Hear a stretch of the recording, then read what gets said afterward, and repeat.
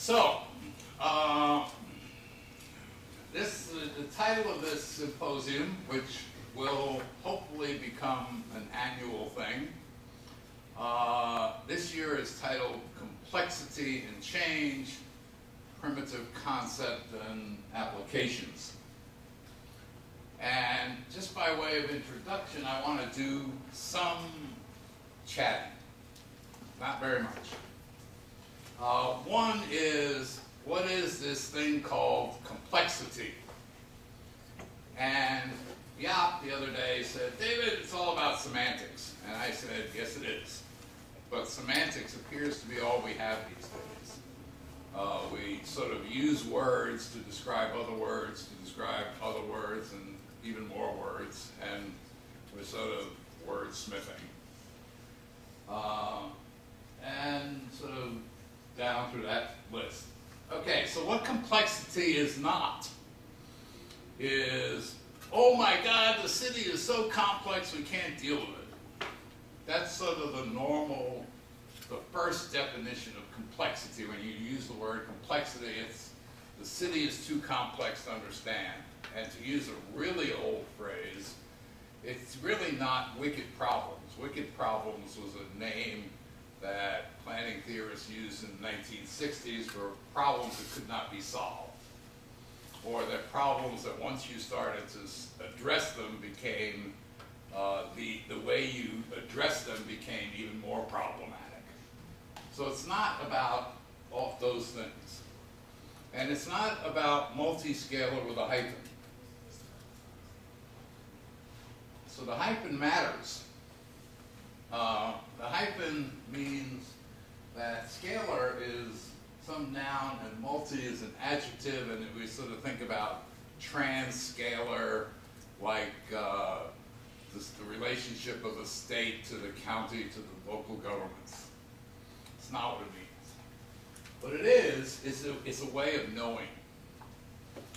And at least one of the discussants is going to get up here and tell us how we know, deductively or inductively, but complexity theory is a way of knowing. It is a mindset.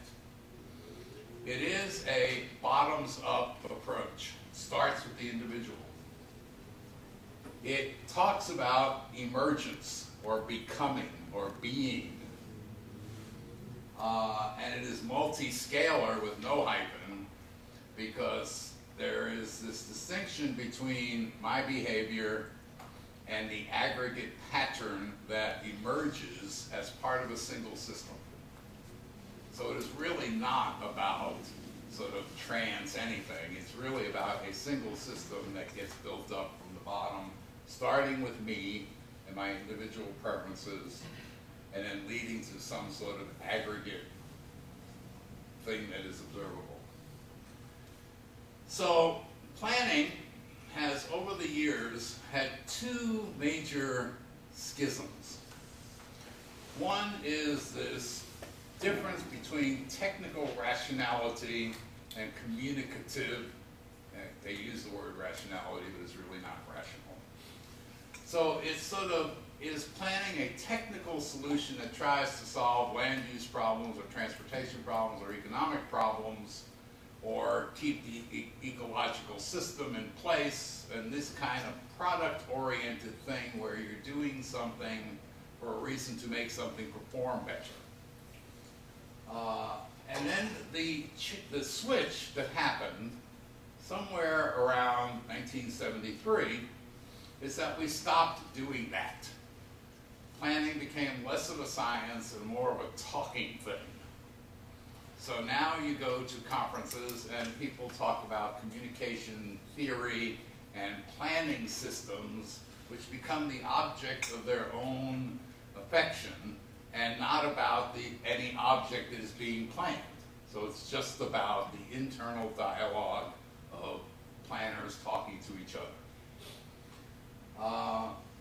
And there's also this distinction between the product and the process. So we had a process turn, but we also had a turn from technical rationality to communication rationality. And the words are slightly different. The process discussion in terms of object-oriented objects is really about how we understand the city. This discussion down here is how we just sort of understand ourselves. Very different. Complexity theory actually sort of goes in all four boxes. So, it's bottoms up, but it's integrated. I'm going to have a debate in a couple weeks about city discovered versus city designed.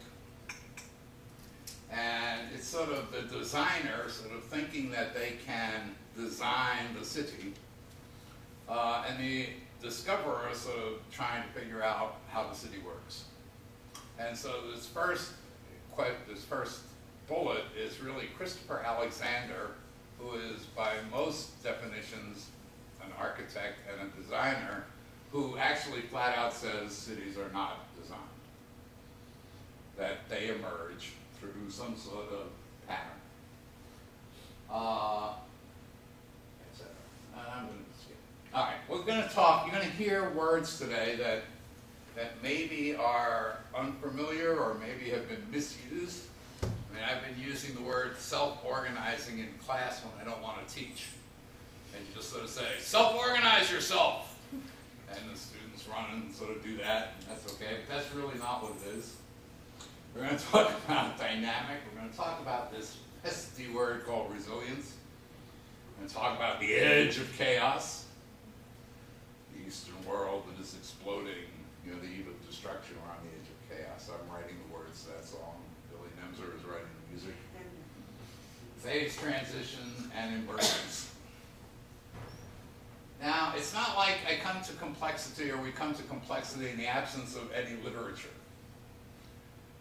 There is a literature, and the big names, I think, are this guy who I'm actually going to meet in about 2 weeks, who used complexity theory to derive central place theory. So the system of cities, but from a different set of assumptions. This guy, Yuval Portugali, wrote a book called Self-Organization in the City in 2000. It's probably the best book I've ever read. Truly the best book I've ever read. We know Michael Batty. Some of you know Michael Batty, who wrote a book called Cities and Complexity. Gert Leroux has a brand new book out, which is not in the FAU library, called The Planner's Encounter with Complexity. Oh, by the way, Peter Allen's book is also only in Jupiter. So we need to get the Jupiter collection, which has a really good, by the way, urban collection when they started up there, down here. And just to sort of keep the communication people around, we have Judy Innes's book called Planning with Complexity, which is really about using complexity theory to talk about planning frameworks. And I could go sort of outside of the planners, but these are the planners. So the most important article in the world, which you have not heard of yet, is actually an article that I'm writing next week called Self-Organization, Strong and Weak Emergence of Spatial Planning at the Metropolitan Scale. I will deliver this in Istanbul, and then it will be a chapter in a book edited by Gert Leroux and somebody in some year with some title, but by Ashking. We know that for sure. Okay, so our symposium has some content, but it also has some hidden purposes, which are purposely dark because they're hidden. And they're hidden because it sort of says this is really, we're going to get started. And the second thing is that all of these papers are actually going to be presented in about a month in Germany at a conference called CORP. And that's that logo, that hidden logo. This is actually the second time that FAU has showed up at CORP en masse. We did it about 3 years ago with students from both our students and students from the Technical University of Vienna. CORP is a funny little conference. It is a mix of academics and practitioners. It is 4/5 in English, 1/5 in German. But the most important thing about this conference is, unlike ACSP or Urban Affairs or even the APA, one must have a paper to present ahead of time. And the paper is reviewed. And even more importantly, it is on the web forever. So these 4 young people over there, these 5 young people, will actually, in about a month, be able to Google themselves and find their paper, which is quite good. You know, you'll have web presence other than Facebook, which is quite good. All right, so we're going to talk about metaphors, we're going to talk about long ways, we're going to talk about sprawl repair, we're going to talk about all this stuff. And so I actually did this thing, and I purposely left that sort of bizarre, because complexity is a bit bizarre. Usually I'm an aligner left or an aligner right, but I centered it so it's all sort of out of whack. And I gave the highlights to the people who were giving the papers and the dark lights to the discussants. And all right, so we are actually on time, I believe, to sort of move forward. So the first paper will be, it's called Metaphors from the Resilience Literature, Guidance for Planners. Paper principally authored and presented by Adriana Scotti.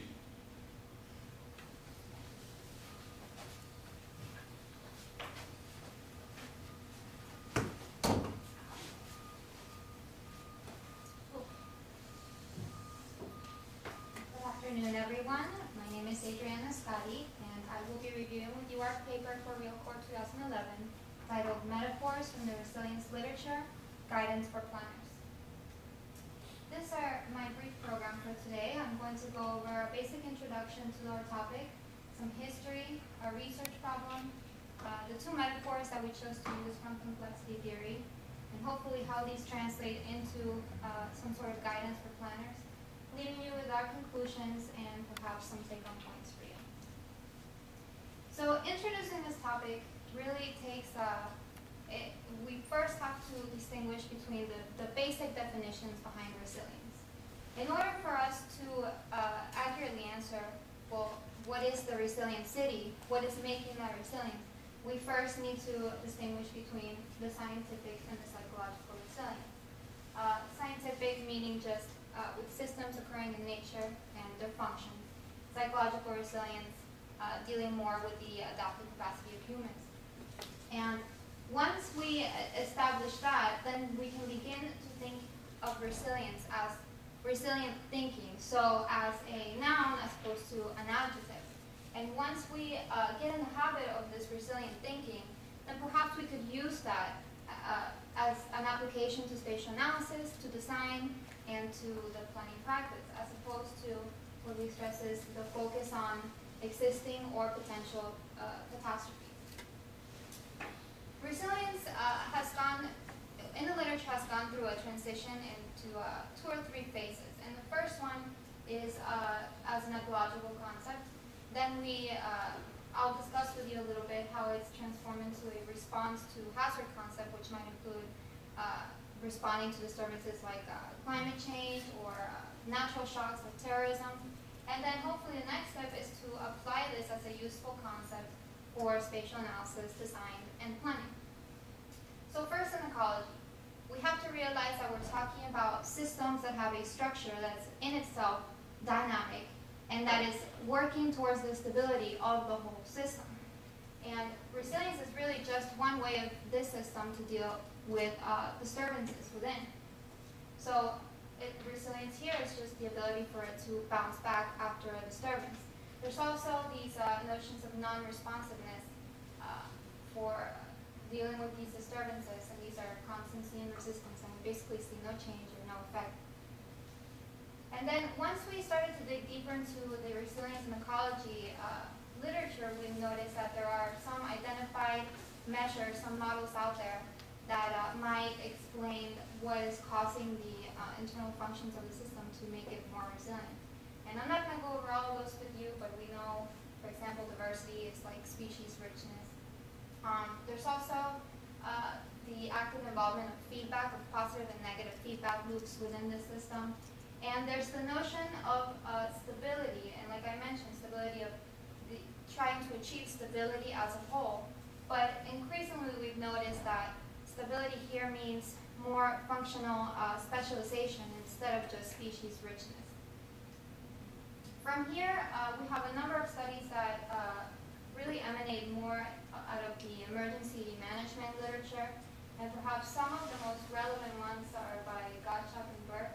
But these research notes are focusing on exploring the resilience concept, but more in a hazard occurrence, whether natural or whether a man-made shock. But the basic summary of that is that cities need to obviously plan for these occurrences. From this, we have one guy, John Coffey, who is focusing on resilience and the hazards concept, but more along the lines of terrorism. Other than him, there's really not much out there to read, but his basic idea is that cities are increasingly more threat-rich places, and they need preparedness for these man-made shocks.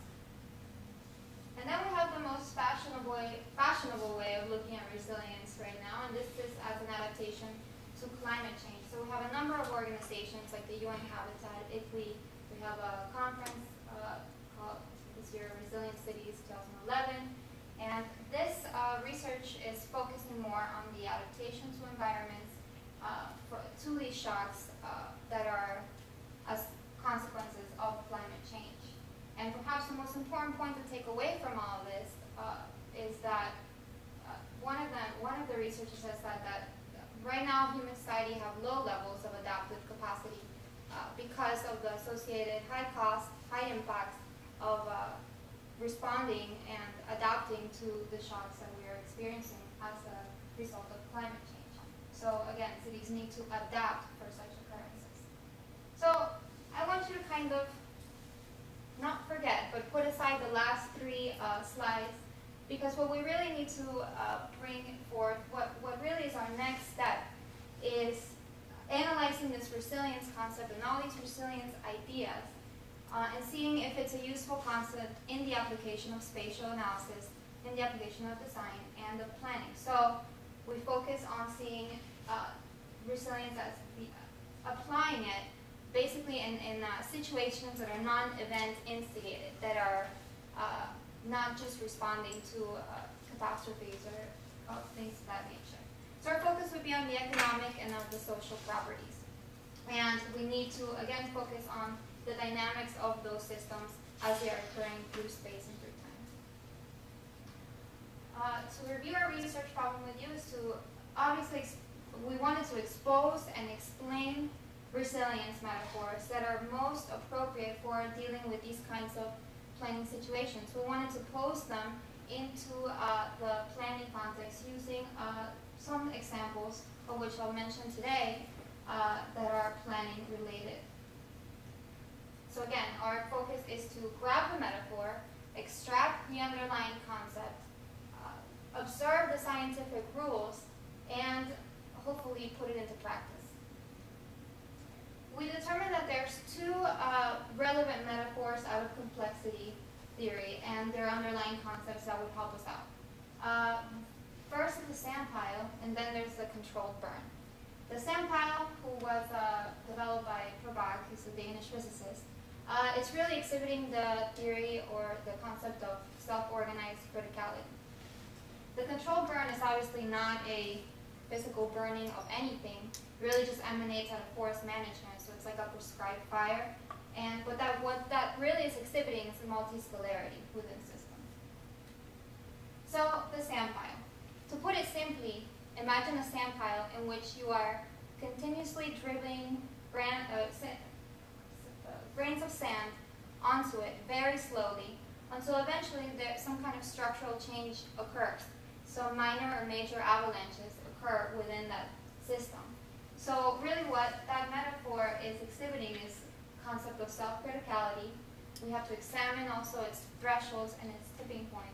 And we just wanted to mention, it's mentioned more in our paper, that there are some agent-based models that are exploring these systems using real-life examples, real-life functions. The controlled burn is, like I said, it emanates out of forest management. And the basic idea here is that you have these threats to the ecosystem, to the forest, and you need to control for them. So there might be debris that you need to get rid of in order for the overall success of that system in the future. So what that is really exhibiting is the concept of multiscalarity, which tells us that in nature there exists, there's a hierarchy. There's basically the small scale, which is a fast-moving way of dealing with things. There's the middle scale, which obviously is moving a little bit slower than the small scale. And then there's the ecosystem scale. In this scale, changes happen very, very slowly. There's barely any action over time. So how can we apply those two metaphors and use them as guidance for planners? Well, I'm going to review these three different planning-related examples or instances, and then show you how we could possibly apply these metaphors and their underlying concepts to each of them. So first we have the wave. The wave is an urban trolley plan that is it's designed to function around downtown Fort Lauderdale. So we have a transportation example.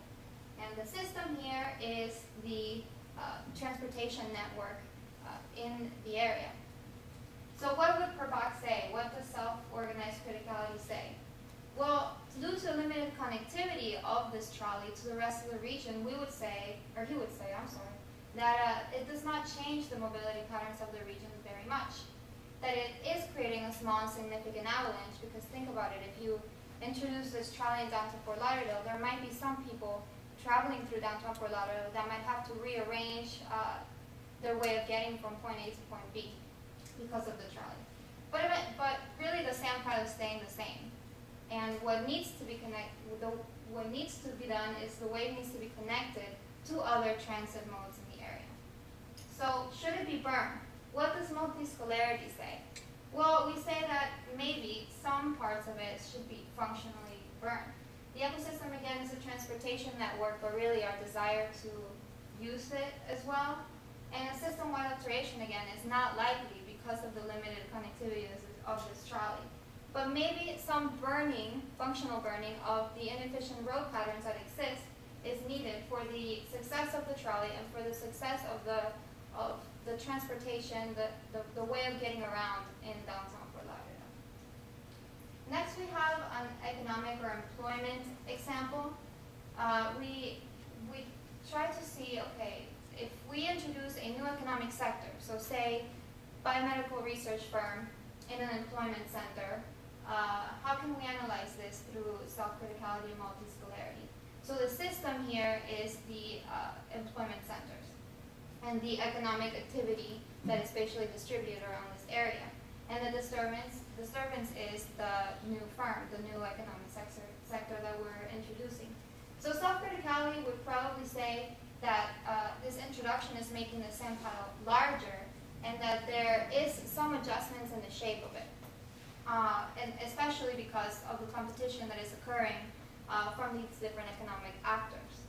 And multiscalarity would say that the system is also the spatial pattern of employment, and that certain firms, I mean, you could imagine if you're introducing a highly technological firm into this area, certain firms that were there before are going to become kind of obsolete. So they're going to become some kind of obstacle for the functioning of this overall system. So we might need to functionally burn or make room for these new firms to arrive in order for the success of the system. Next we have the lattes, we call them, and this is really a housing example. Lattes, just to give you a little bit of background, it's a couple that has chosen, whether married or just in a relationship, dating, has chosen to move into a similar area or in proximity to each other, but they're choosing to live apart. And so what is this doing to the overall system, which in this example is the housing market, and what does self-criticality and what does multiscalarity have to say about it? Well, the latte couples are stressing the housing market, which is again the sand pile, by creating a new need for additional housing units that wasn't there before. And small avalanches are occurring within the system of the housing market in certain sections of that system because the neighborhood, there's going to be certain neighborhoods that are more attractive to these couples than others. But eventually, the sand pile doesn't change. It stays the same. Multiscalarity would say that the system, again, is the housing market, and we have to keep in mind that these lattes are probably going to want smaller units. So whatever units were there before are going to not be competitive or be not attractive to these new couples moving in the area. So we say maybe functionally burning or adapting somehow these housing units that are no longer competitive to the current demand might be what needs to happen. Or we say maybe they should live together, but that's a different discussion. So with this, I give you our conclusion and our next steps. What we determined at the end of this process, at the end of this research, is that indeed these metaphors are useful for thinking about planning situations and working out some of their issues. And what's really more important is the concepts that are underneath them. So we need to be able to understand those. So resilience appears to be useful for spatial analysis, for design, and especially for planning. But we need to keep in mind more than anything is that it is a scientific concept, and we need to understand the different functions that make it a scientific concept in the first place. So it's really more than just psychological resilience or the ability for us to adapt to different shocks. I leave you with our take-home points that I've reiterated throughout the presentation. Again, resilience is a scientific concept, so the change is occurring, but it's occurring very slowly. It's a very slow process. And we have to remember to think in the resilient thinking habit that I mentioned earlier. But we really just need to get back to planning instead of reacting to different events, reacting to these catastrophes. We need to get back to our practice of everyday normal planning, design, and spatial analysis. I thank you very much for your attention, and I welcome any questions you may have.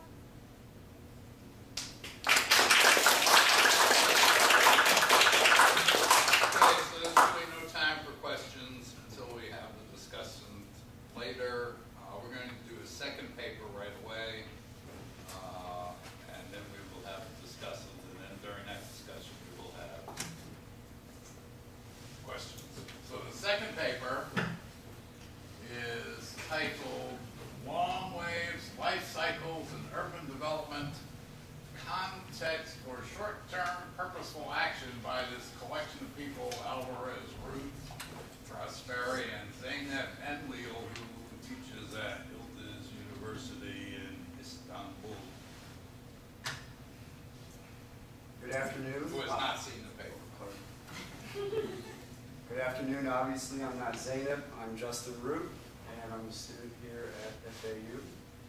And like Dr. Prosperi said, the paper is called Long Waves, Life Cycles and Urban Development Context for Short-Term Purposeful Action. So the outline of our presentation today, I'm going to introduce the topic to you. We'll talk about the theory of long waves, discuss the research problem, discuss our heuristic model, discuss our results, and then finally speak about conclusions and take-home points. Introduction, we'll keep it brief. Cities and regions are path dependent, and this is really the crux of the paper. Long waves in urban development, we've seen them in transport, we've seen them in economic development, and as planners we tend to focus on short waves when really long waves asks us what is the context of our actions. So a long wave theory focuses on very slow transformational changes. Long wave theory, we have three different elements to long wave theory. We've got Fernand Braudel, a French historian. He is the one that says events are path dependent and rarely deviate, and we should view history with longue durée. That's my best French accent. And we've got Brian J. L. Berry. He came up with the idea of techno-economic waves and says that we are currently in the 5th wave of cyberspace.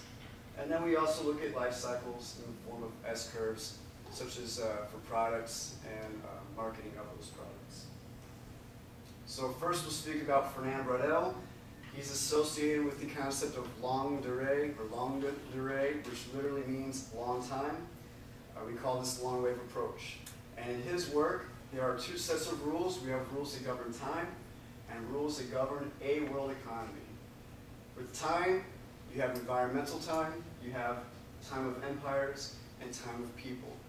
Environmental time is the longest term. We look at that in terms of millennia. Think continental shift and events like that. Then we have the time of empires. That's really where longue durée comes from. This is over centuries. And then we have time of people, which is daily lives, which I won't try to pronounce that, but that's in French what daily events, daily lives, that's the translation. Then we also have a world economy. And he makes the difference between, or he makes a distinction between the world economy and a world economy. The world economy is just that, the world economy.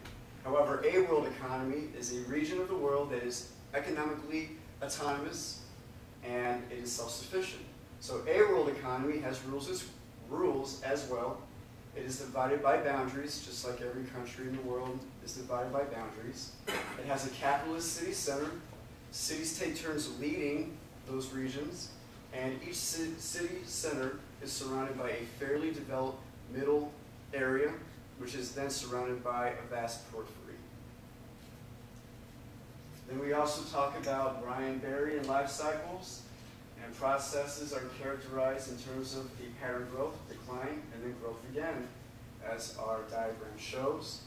As I mentioned, he championed the theory of techno-economic systems, which examines the progression from one technological period of time to another, and this tends to be around 50 to 60 years in length.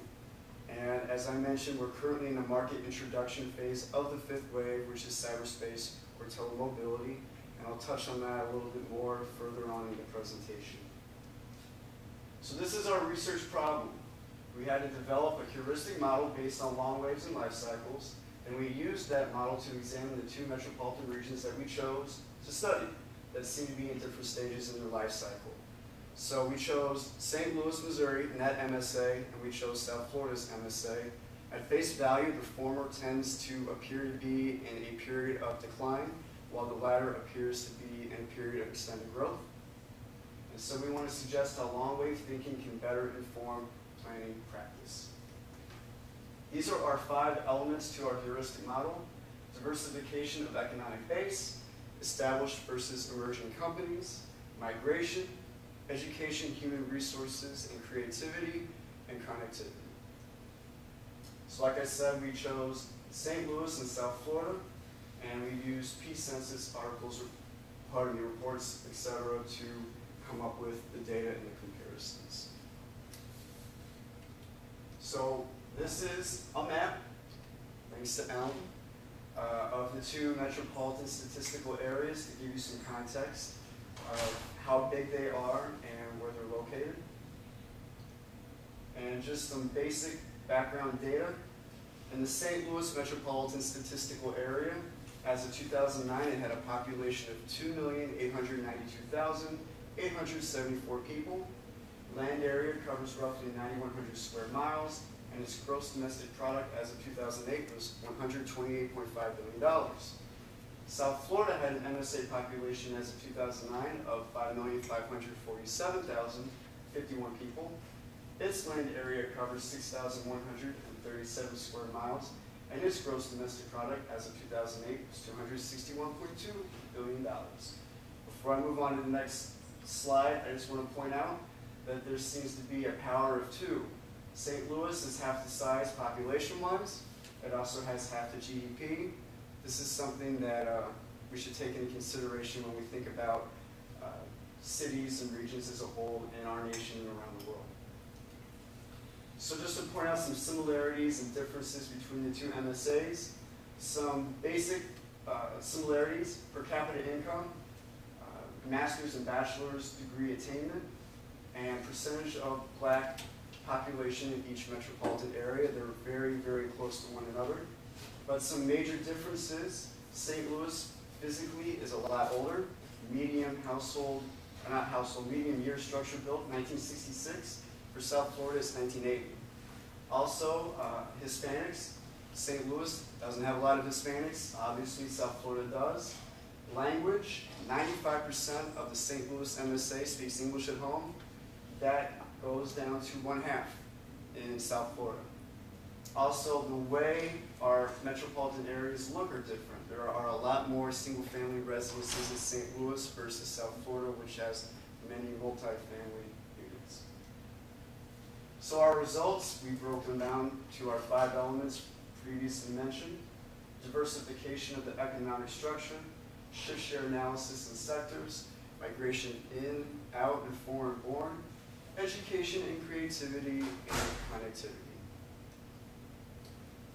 So we used the Shannon diversity measure, which is basically a calculation using a formula which ranges from 0, perfect concentration, to 1, perfect diversity. Goes from 1991 and 2009. Those are the 2 years that we measured. St. Louis measured identically both times, 0.94. South Florida went from 0.94 to 0.90. So based on these calculations, St. Louis has maintained its highly diversified economy. South Florida has become more mildly specialized. Excuse the 2 mores in there. But the 2 employment rates are pretty similar to one another. South Florida grew a little quicker than St. Louis, but they're about the same. Then for our next element, we use shift share analysis, which looks at growth nationally, sectoral, and locally to come to a total growth for each metropolitan statistical area. St. Louis and South Florida added jobs between the 2 years. They both added jobs in similar sectors. They both lost jobs in similar sectors, but the big difference is in St. Louis, 100% of the growth was due to national growth. And in South Florida, 21 or 1/5 of the growth was due to local competitive advantage in the area. Next, we looked at migration. Very simple comparisons as well. Both MSAs are losing domestic migrants. They're gaining international migrants. But in St. Louis, only 4% of its population is foreign born versus over 1/3 of South Florida. So the conclusion is international immigrants are fueling South Florida growth and not St. Louis. Then we looked at education and creativity. Both MSAs are national average in terms of attainment of bachelor's degrees, 15.78% for St. Louis, 14.95% for South Florida. Neither MSA is particularly creative per Richard Florida and his creativity index. Out of 331 metropolitan areas, St. Louis ranks 66th, which isn't a bad showing. Miami and West Palm Beach ranked 116th and 130th, which isn't horrible either, but shows that Richard Florida doesn't find either place very creative. Finally, we looked at connectivity, and we chose air connectivity because that is the predominant way people travel nowadays. It's got the most impact on each region as well.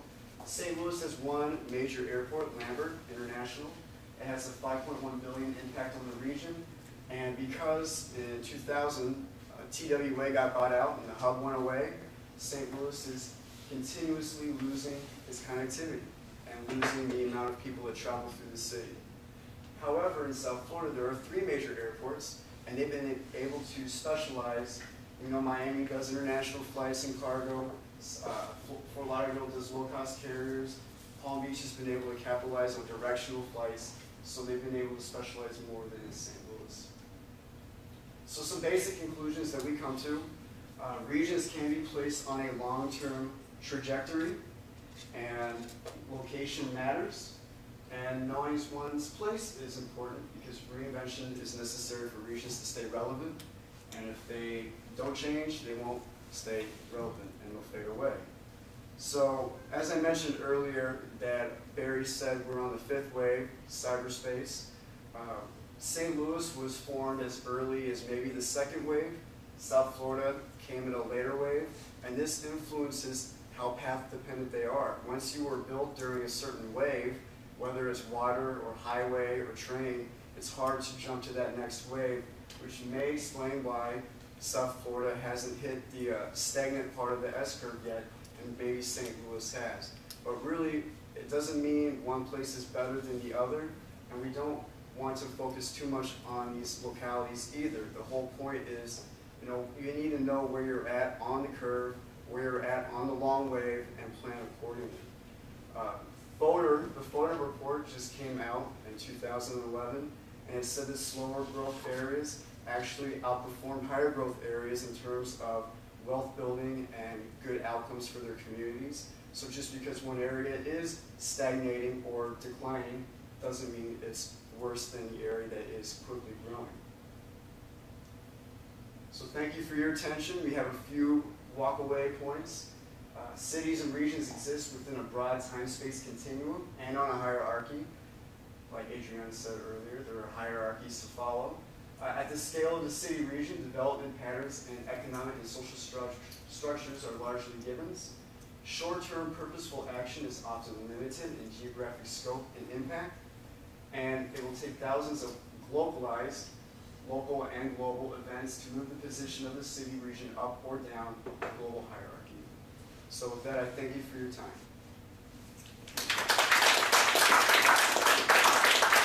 Okay, we now actually have a discussion.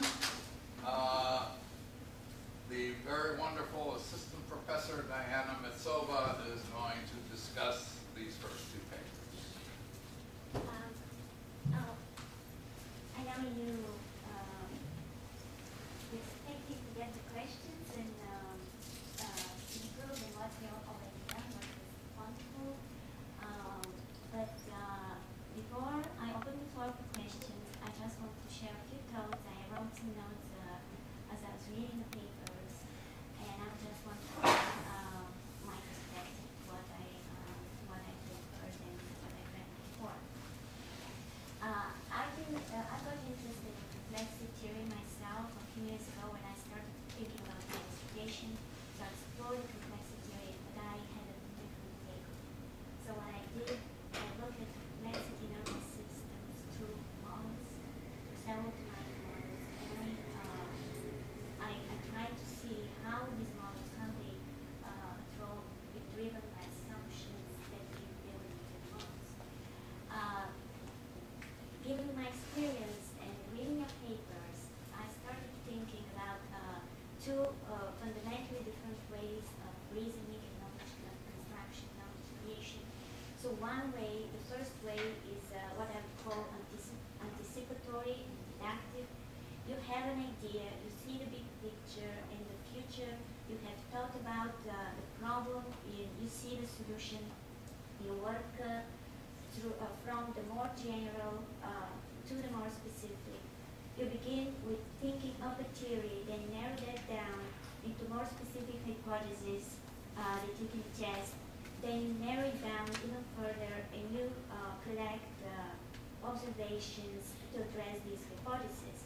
This ultimately leads you to test the hypothesis with specific data, a confirmation of your original theory. That's one way. The other approach is more explorative and inductive. So you basically put together a set of issues and choices, or in other words, you create a scenario. A scenario is a set of assumptions and policy options that guide you into the future. You can build scenarios based on expert knowledge, including yours, or by systematically testing, comparing, and ruling out different assumptions and different scenarios. In this type of explorative reasoning, we begin with specific observations and measures, begin to detect patterns and regularities, formulate some tentative hypotheses that we can explore, and finally end up developing some general conclusions and theories. most recent studies, including the ones that I did, and in research projects in climate, geosciences, and other closely related fields, rely mostly on the explorative approach. And what you did is something very different.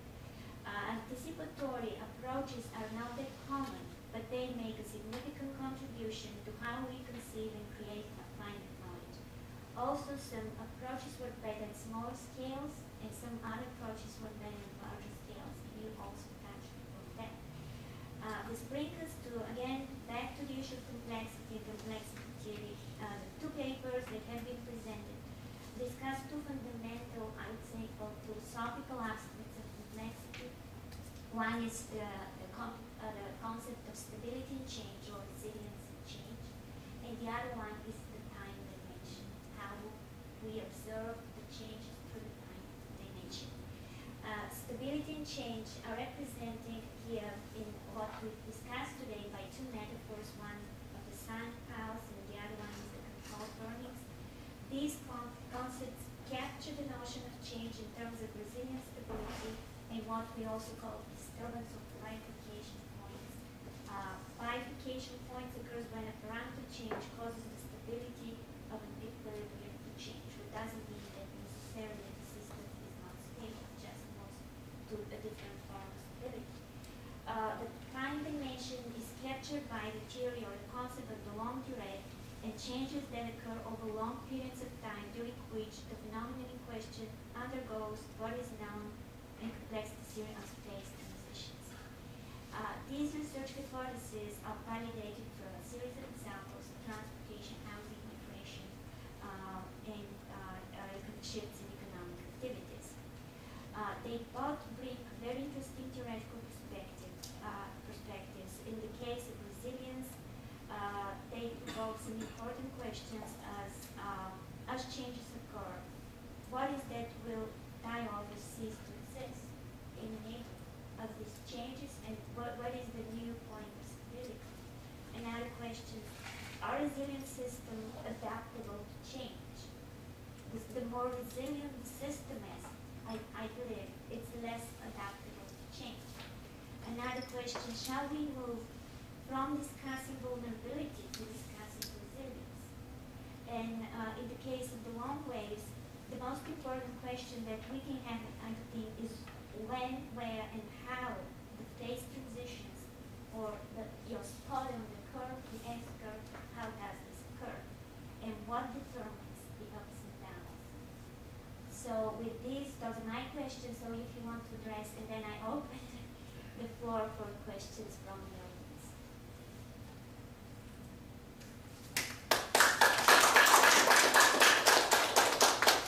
Okay, so we actually have about 5 to 7 minutes to sort of chat about these, both things.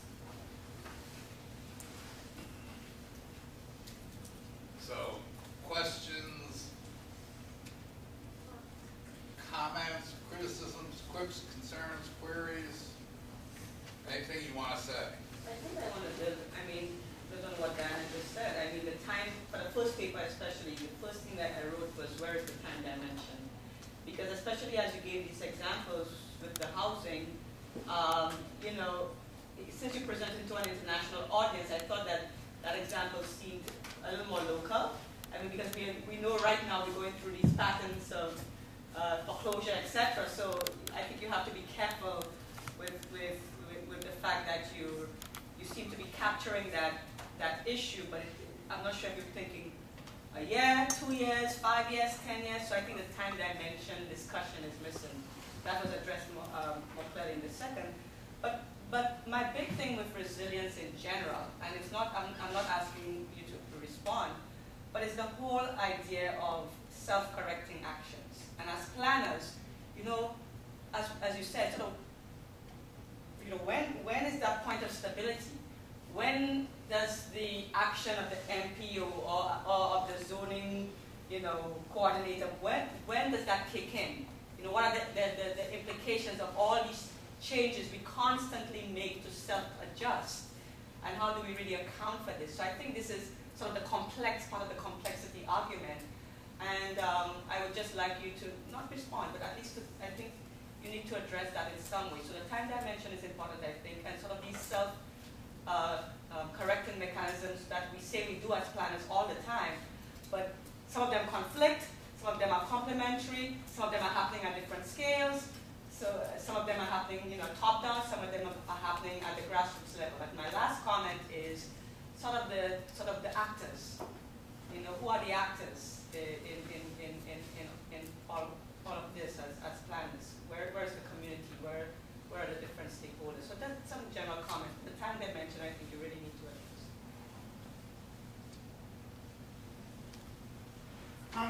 Hi, I've got a question. You have to, My name is Joe Howden. I hope you all can hear me. I have a question. You mentioned the metaphors, like the ecological model. What have you done to draw a distinction between diversity versus complexity? Is there?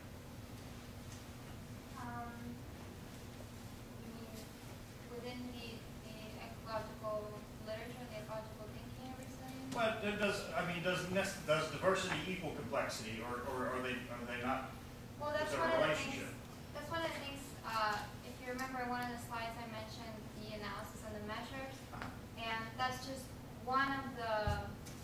I want to call them theories, or one of the concepts is that diversity might mean resilience, but it's just one of the ways of looking at it, and that really the stability that system is trying to achieve is we found that it's more of a result of the functional compensation or the functional specialization of the different actors within that system. So yes, species diversity might be one way of achieving the resilience, but it's not obviously the only way. diversity, it's more like redundancy.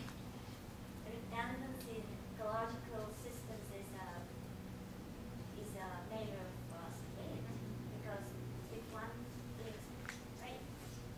Right. There is another that can replace it. I have a question for Justin. So you mentioned about the long way. So that means it's the time dimension, right? So, but you only compared the static, just point, the two metropolitan areas in 2008. And I would say, if you have done something, have you done or anything to look at the historical evolution of the economy to see if indeed fits into the long way theory? So because, when you talk about long way, We it's about time. recognize that that's one of the shortfalls, possibly, that some of this comparative data isn't available from 1950 or 1930. So in terms of hard data, it may be difficult to go further back than what we did. But there's also anecdotal data.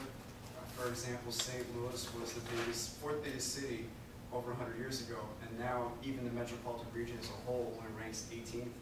And so anecdotally, you can look back and make some conclusions of where these places were and where they're going, and then use the more recent data, I think, to see exactly where they're at now, and maybe hypothesize about where they're going or how to plan in terms of long duration. Yeah, and also on your last slide, you had a growth and time. So which kind of growth? Population, economy? I mean, you have a chart, right? Right. Honestly, it could be any type of growth. I mentioned in the presentation that quick population growth doesn't necessarily mean income growth or employment growth. So it depends what type of growth you're looking at. And again, where you're at on the long wave or the S curve, or however theory you're looking at it from, to determine where you're at and what type of growth you want or don't want, or where you want to go from that point. And that's somewhat connected. So if you have an economic downturn, you may have people leaving to go to other places for better job opportunities. So there's some similar. And yeah, I have data, and it's in JS format from the 70s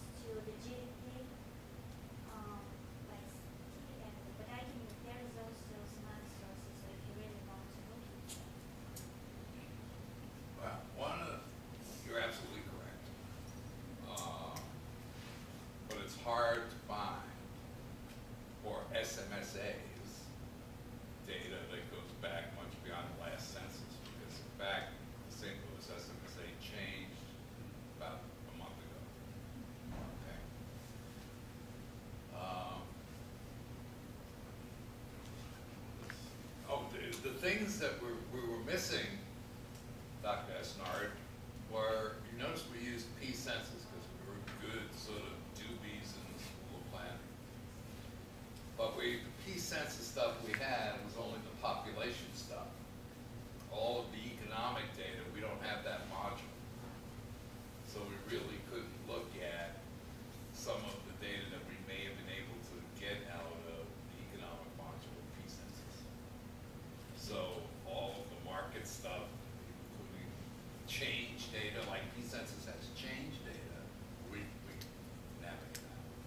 But you're absolutely correct. And I think the thing that I thought still needs improving is to name those waves and interpret the St. Louis, South Florida thing in terms of, I mean, you did say it, that St. Louis was built in the water transportation bureau. And it has a structure that is based on water transportation bureau. It has a road network that supports water transportation. It has the geography that reflects that. But what I think the importance of the thinking long term is that these planning actions, which are often sort of this unitary concepts, you know, you just apply it wherever, really may not work if the structural parts of a place are different. Harder to do certain kinds of things in path-dependent and path-described places. And I think that's the lesson. Yes, the data could be better, et cetera. But I want to go back to Anne Margaret's mouthful phrase, which somebody needs to write down. What? No, it's really good. Did you write down this phrase about your definition of resilience? It had like 4 attributes. It had, no, it's important. Yeah, I'll send them. So the whole idea, the key one was the planning actions, the fact that we have self-correcting actions. Self-correcting action. I think that's the key one. The second one Diana mentioned was the sort of time frame issue. The fact that we have, you talked to an international audience, so especially housing conditions, you have these changes like the markets, so economic forces. No, it's the phrase self-correcting actions. Okay, so I guess, I mean, I love that you brought it up, and I think I need to think about it some more, but I don't believe it's true. Not that it's not conceptually true. It's not true in what sense? Not just saying as No. It adds to the complexity. But I'm not sure they're self-correcting. I think they are independent actions, and I'm not sure if they're self-correcting. And I mean, that's actually a research question. Are they, in fact, self-correcting, self-critical kind of things, or are we just sort of doing this? So, and that's why. I think you got that phrase? Somebody write that down? Okay. No, it's good. All right, I think we're going to move on because. But good presentations. I'm very confident, very good. Well, you haven't seen them all yet. Yeah, but come on. Okay. The first half. Our third presentation is by Jenny, and in this paper, this is partially an axe to grind because there is this architectural firm down the road called Duane Plater Zyberg, and they've come up with this phrase called the Sprawl Repair Act. So we wanted to sort of do some stuff with the Sprawl Repair Act. And you're just going to have to talk while people are eating. Okay? Alright. Well, Wow us. The title is The Sprawl Repair Act, Realizing Polycentricity in Metropolitan Spatial Structures. It's kind of a mouthful, but the goal of this paper is to kind of find out, does the Sprawl Repair Act realize polycentricity in metropolitan spatial structures? So The outline of the presentation goes like this. We do a brief introduction. We talk about polycentricity and theories, and then we go into the Sprawl Repair Act and the subsequent Sprawl Repair Manual that came out of the act. We talk about the research problem, and then we talk about the Palm Beach Mall, which is kind of the guinea pig in our research and repairing the Palm Beach Mall site, and we go to conclusions and take-home points. Polycentricity, it's a commonality within metropolitan regions. Most every major and mid-sized urban agglomeration has multiple centers and nodes, and this is something that we all as planners know, and there's a lot of literature that kind of describes the internal and external attributes and dynamics of polycentric spatial structures of metropolitan regions. And this is kind of a quick run through of the literature that describes polycentricity. We have nodes and the concepts of edge city, cities, employment centers, town centers, theme spaces, and complementary spaces. And then we have theories of cluster theory, complexity economics that kind of describes the arrangements and the relationships between nodes. And then we have cases of purposeful decentralization that kind of describes how governments do plan decentralization and how polycentricity develops from there. And out of the literature review on polycentricity in metropolitan regions, we find that nodes within polycentric regions often exist at various scales and comprise of various functionalities. Polycentric spatial patterns is rooted in the economics of urban agglomerations, and planning policies create eventual spatial structures. In this polycentric metropolitan areas, a hierarchy often develops in which cities and regions and their parts have life cycles, and these life cycles often shift into disrepair, and this might happen due to issues such as changes in demand, changes in technology, changes in fashion and popularity. And from the literature, we also find that the polycentric hierarchy, there are gaps, and at the bottom of the polycentric hierarchy, there are broken and disrepaired nodes. And often these are former active nodes that have lapsed into disrepair because they have lost, as the previous slide said, lost their popularity from fashion or just common demand. And then current new urbanism models attempt to recycle these broken morphological sites into repaired nodes, and that is where the Sprawl Repair Act comes into play. New urbanist models often cite the need to repair current existing broken nodes instead of sprawling out and continue building on land.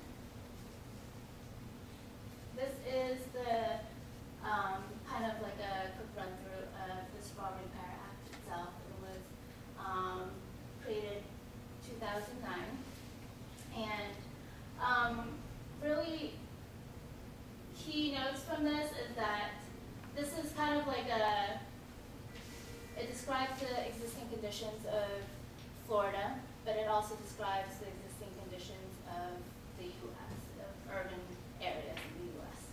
And you'll see shopping malls are a sizable gray field, and they say that they're good investment places. And this is the resolution for all the urban decay and things that we could do to fix this kind of urban decay. And one key thing is that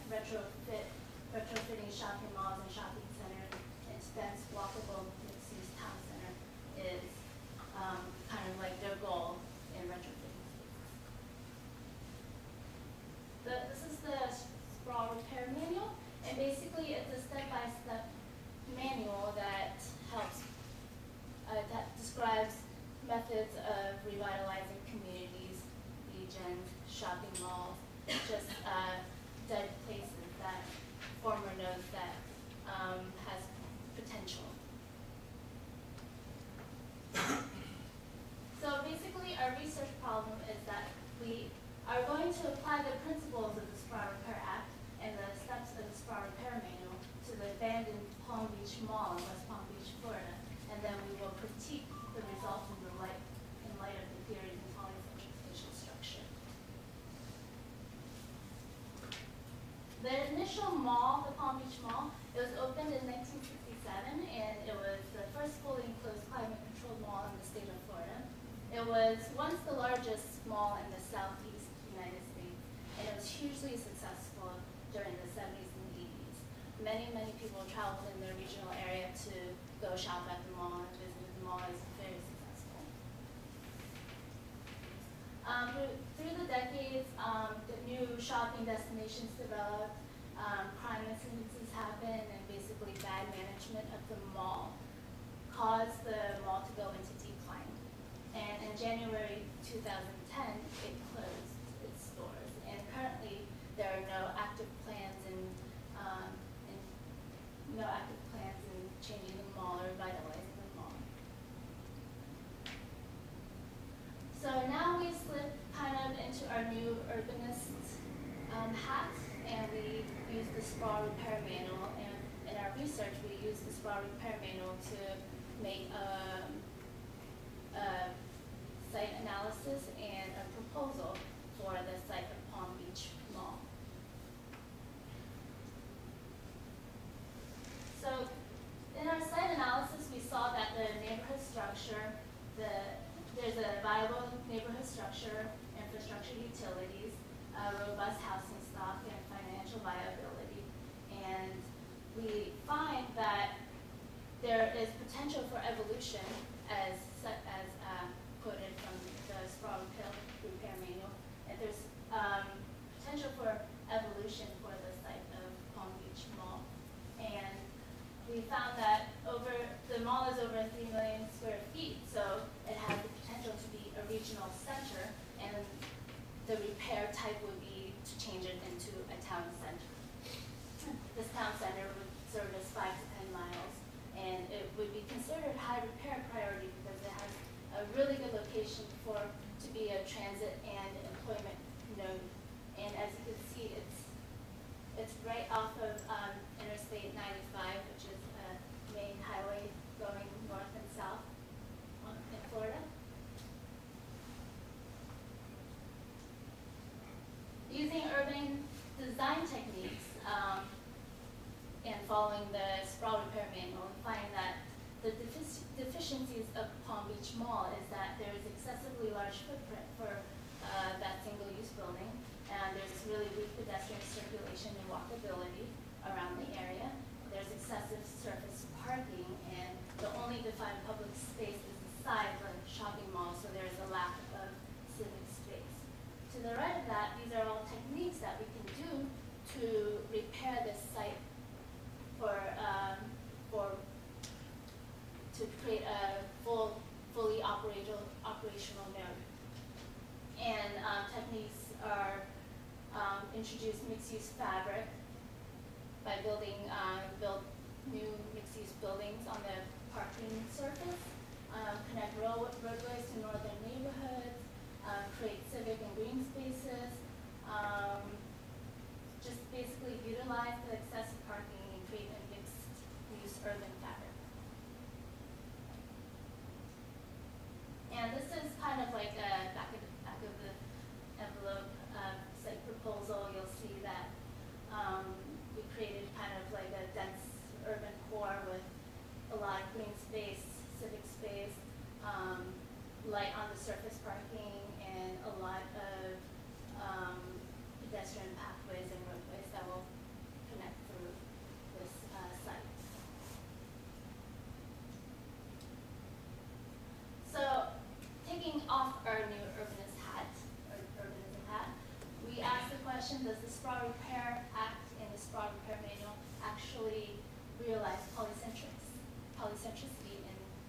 metropolitan regions, and we believe that the answer is not completely.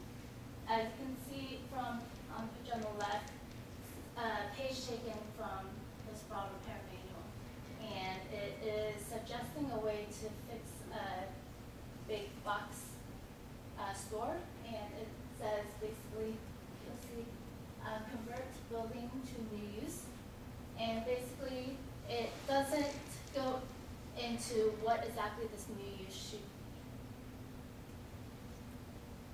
be. The Sprawl Repair Act focuses attention on underutilized main space, and it introduces a clever repair method to create places into a place of opportunity. But it doesn't talk about the polycentric attributes and dynamics of this node and the overall region, within the overall region and metropolitan region.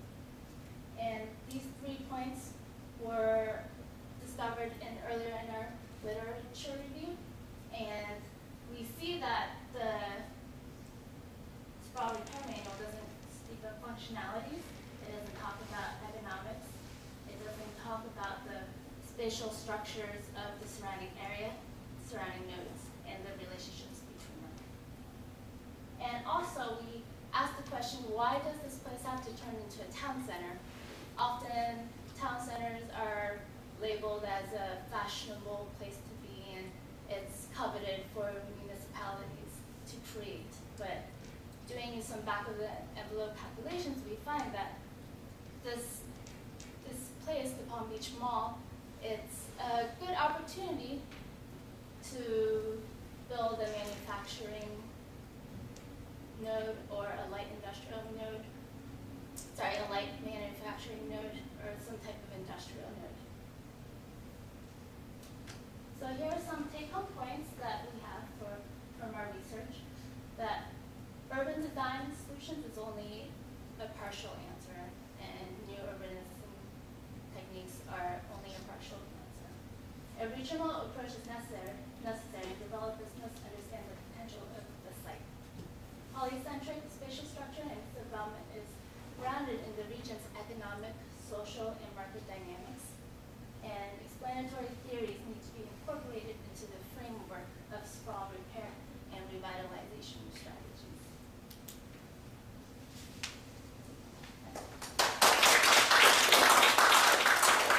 Discussant for this paper is Dr. Ann-May Lee, who teaches our community and economic development courses in the School of Urban Energy.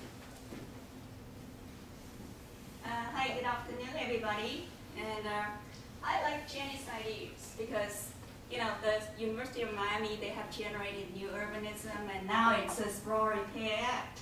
So all those new concepts, but then do they really have the, intended merits as what they expect to repair the sprawl? So I really like the idea, and also I like the idea that Jenny actually intertwined all the critical concepts together. So she reviewed extensively a lot of concepts, such as the first is the Sprawl Repair Act, and then secondly, she reviewed the nodes, the polycentricity, and also she reviewed the economic clusters and some other concepts. So this is a very good starting point, I would say, to review whether the Sprawl Repair Act actually has, any merits. But I think fundamentally, the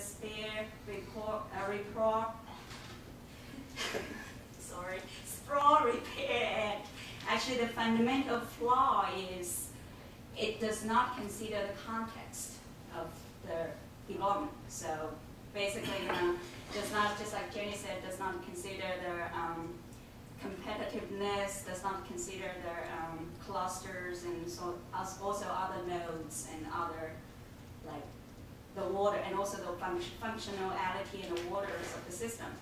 So that's the paper that I thought, but I have 2 questions. Jenny has addressed some of the questions from my initial review, But after I read the revised paper, I still have two questions. The first question is I did not see a strong linkage between polycentricity and urban sprawl. Do you think that polycentricity can really help to curb urban sprawl? And I didn't see that linkage. The second linkage that I did not see is how do you think that Palm Beach Mall would fit into this polycentric model of South Florida? So because I did not see the analysis about the nodes and the systems in South Florida, so I have no clue. Why do you choose Palm Beach Mall? I know it's critical. It has critical position, but you did not mention about the relative position of this place compared to other nodes and other places in South Florida. So that's the two observations that I have. You don't have to answer, if you feel like you don't want to address the question. Another one is you did the design, and then you jump from your design directly to your conclusion. So I just feel like you use the principle of Sprawl Repair Act to design the Palm Beach Mall, and then you had the mixed use and you followed all the principles. But what is the real flaw? You decided, but then you said a conclusion. I draw the conclusion that Sprawl Repair Act actually is not, cannot really solve the problem of sprawl. So how do you jump from your analysis to your conclusion? So that's basically my observation.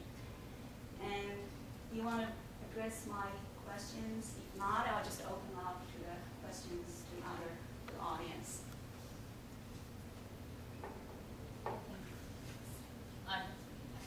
Yeah. Okay. Yeah. Yes, please. Yeah.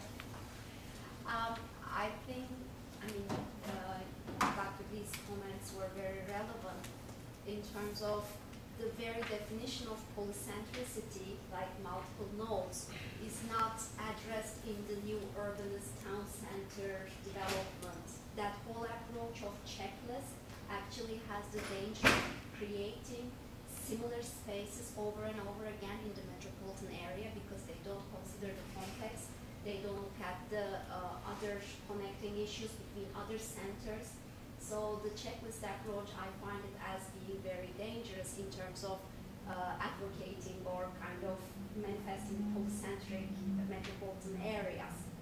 So, that's something that maybe you could have criticized, you could have wrote, if this was converted to a town center of with this kind of spaces, what would the impact be on the overall metropolitan area or just in the surrounding context?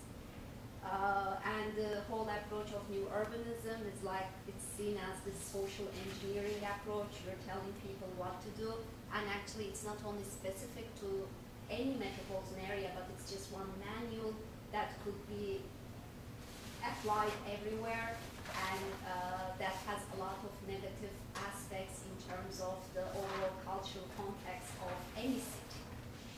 So I don't know, like, did you like the approach, or did you? Okay.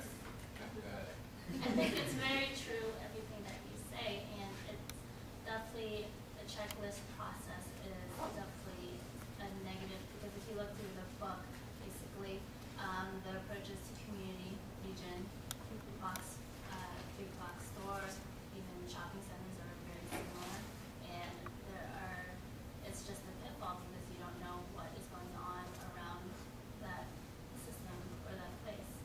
So I think what you say is very true. I think that you missed the point, and there's some bias coming out. But I'm going to accept the bias as a challenge. There was a wonderful slide up there that said that polycentricity is really central place theory in the metropolitan region.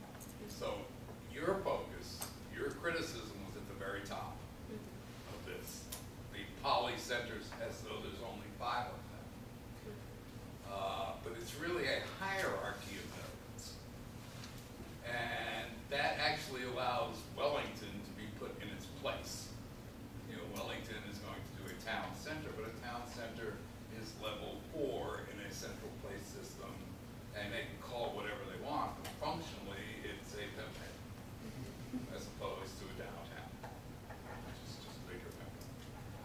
that slide of this network of places is important. The thing that tends to get broken, and I'm not sure I agree with this, but this is what you said, are the things that are not at the top. Because as planners, we tend to just think at the top. We tend to think of just the new stuff. And we don't worry about the Burdine's furniture store, which gobbles up some intersection in western Broward County. Now, to go back to your question, and I think it's missing, but it's somewhat in the paper about the role of the Palm Beach Mall. Right, And- but I would like to see a bigger picture of the entire, region, to see other nodes. Okay, but let me answer the question. Yeah. And you're right, it could be more, but we only have 10 pages. But then there's a whole paper about retail structure of South Florida. The important thing in terms of life cycles and complexity is that this was once the top of this was the big dog. This was the first super mall in Florida. And in 30 years, it has closed. Okay? As redundant and not useful. Now, the question is why? And there's a whole bunch of reasons. The Boynton Beach Mall, owned by Simon, is also up for sale. So maybe this notion of the mall is not a good notion. All right, but I think, so there's several sorts of questions about the depth of the notion of polycentricity. We tend to think of it as only as the top, but it's really a network of places, of nodes. And the idea is that, particularly for place-based approaches, you want to capture local trips locally. And that's what a town center is supposed to do. And so DPZ is very clever by sort of going out there and saying, well, I don't have virgin land to build my new cutesy new urbanist stuff, so let me fix the existing structure by creating town centers to internalize trips that are mostly local trips. But it is a checklist. It's a checklist. It fits with their transect model. It fits with all sorts of other the way to do it. But, can I add? I agree, and I agree that planners tend to look at the upper level of the hierarchy, but the thing is, the process is also ignoring the evolution, overall evolution throughout the time of the metropolitan area. Maybe the place has become redundant. I'm not saying it has, but if it has, we need to know about it, and the only way we can know about it, look at the area. Of course. So that's what I meant. Okay, good. So now, as the chair of the session, I'm taking a 5-minute break that you can eat now and not interrupt the exit when she talks. Okay, so 5 minutes free to consume more of the $400 food, which would be no leftovers. Thank you, dear. Having fun? Are you ready? Yep.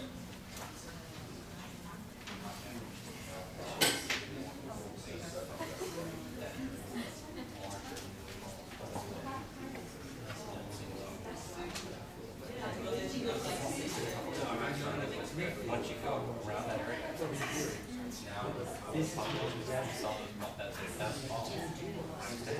This paper is titled Spatial Partitioning of Livability Indexes.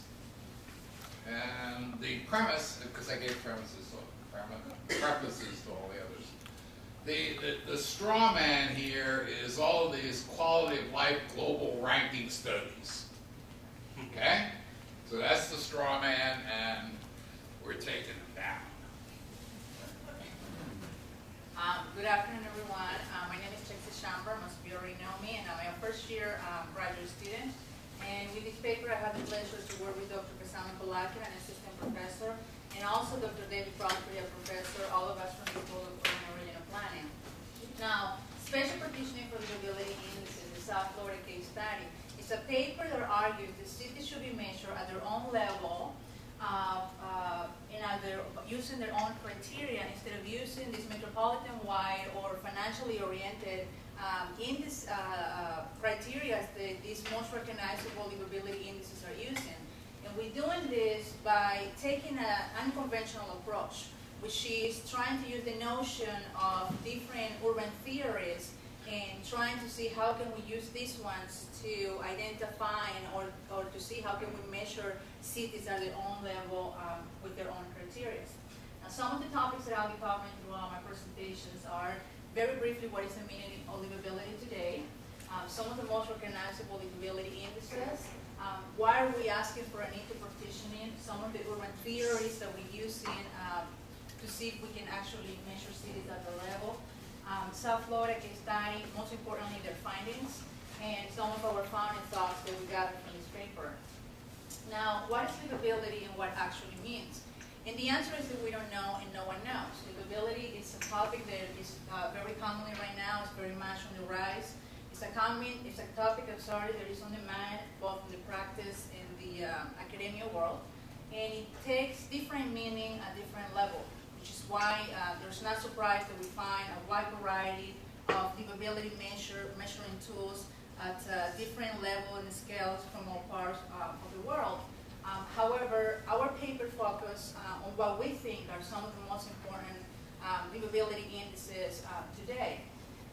The Mercer, for example, is one of the most recognizable one. It is based on the quality of living indices. It's an annual report.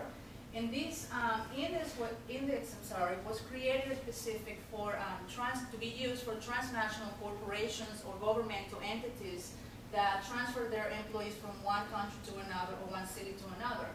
Then we have the Economist Intelligence Unit, also known as the EIU, and they also produce an annual report that is based in this case of quality of life index. Now they use the data from Mercer, and they also use their own qualitative data based on surveys. And this report identifying what are all of the challenges that people can actually go through once they move to these different areas. And then we have the Monocle. The Monocle is an actual magazine. It's an international affair magazine that is reproduced twice a year. And this magazine is perhaps one of the most criticized ones because it uses 100% qualitative data during their research. They send their own researchers a month at a time to rate themselves these cities.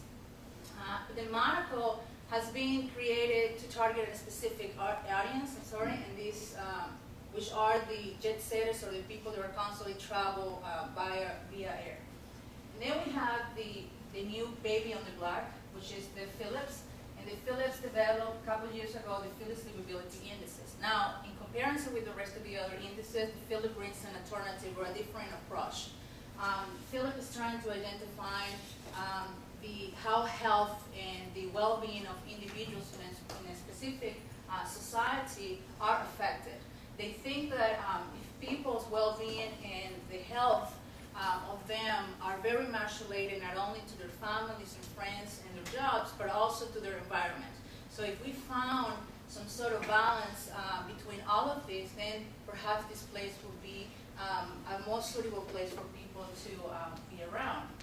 Now, out of all of these indices, the top 3 ones use, the results of these indices are using, is based on surveys gathered from these transnational corporation employees, and also from like the EIU is using the information based on their researchers' perception.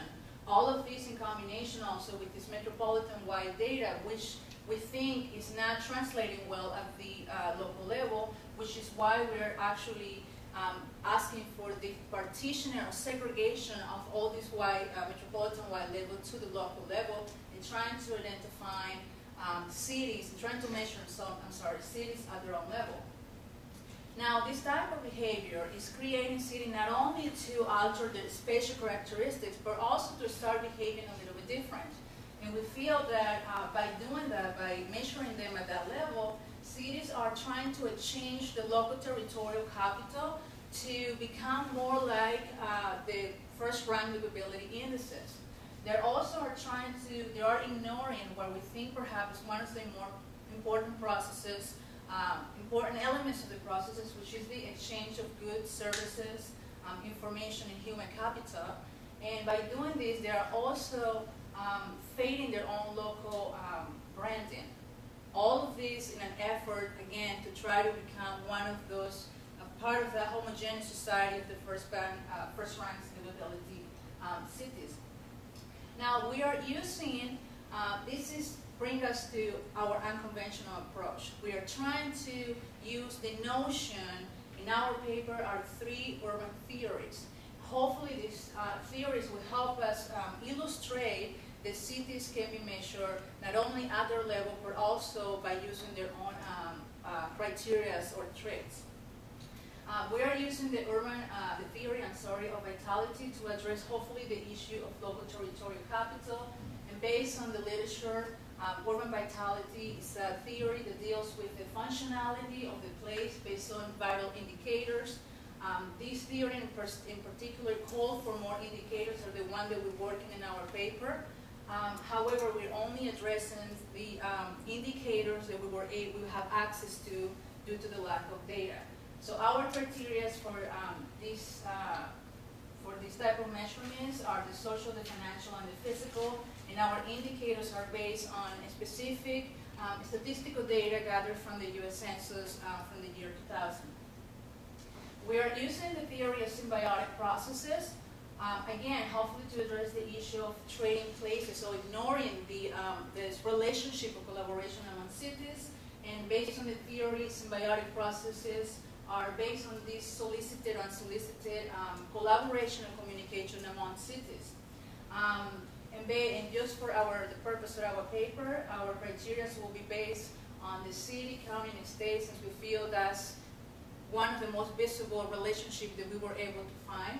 And our indicators are based on whatever they exchange. So in this case, the exchanges that we were working with are based mostly on the public services, such as the water, hospital, policies, education, entertainment. So whatever they exchange among each other, that's what we concentrated on. Our third theory is the urban rhythms.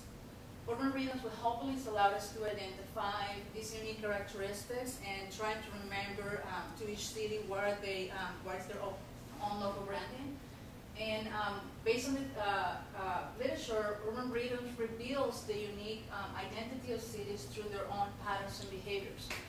Now, this theory calls for both quantitative and qualitative approach. It needs also observation. However, due to our lack of time and resources, we only concentrated on qualitative data, also available during our statistical data, and we're concentrating mostly on commuting patterns, the movement of people from one place to another, traffic congestions, hours of operations, as well as all the activities that's going on in a specific city during the week and the weekdays, the weekends. We decided our testing subject is the South Florida metropolitan region. The South Florida metropolitan region is located on the southeast region of the state of Florida, and is composed by Palm Beach County, Broward County, and Miami-Dade. And our fourth city was pre-selected out of this section, not only because of their diverse difference among each other, but also we were trying to identify the age difference between the city. For example, the city of Riviera Beach and Boca Raton were both incorporated back in the 1920s. And then we have the city of Coconut Creek, was incorporated in the late 1970s. And also the city of Miami Gardens. This one is newly incorporated back in 2003. It was a collaboration of a lot of unincorporated cities that now becomes a city. Now again, this is what we find, and I'm only going to show you the two extremes because I don't have time to give you the details of every single one of the cities. But this is what we found. Trying to identify how cities are functional in regards to physical, economic, and social characteristics. It seems that the city of Boca Raton seems to have more, we want to say, vital or healthier characteristics than the city of Riviera Beach.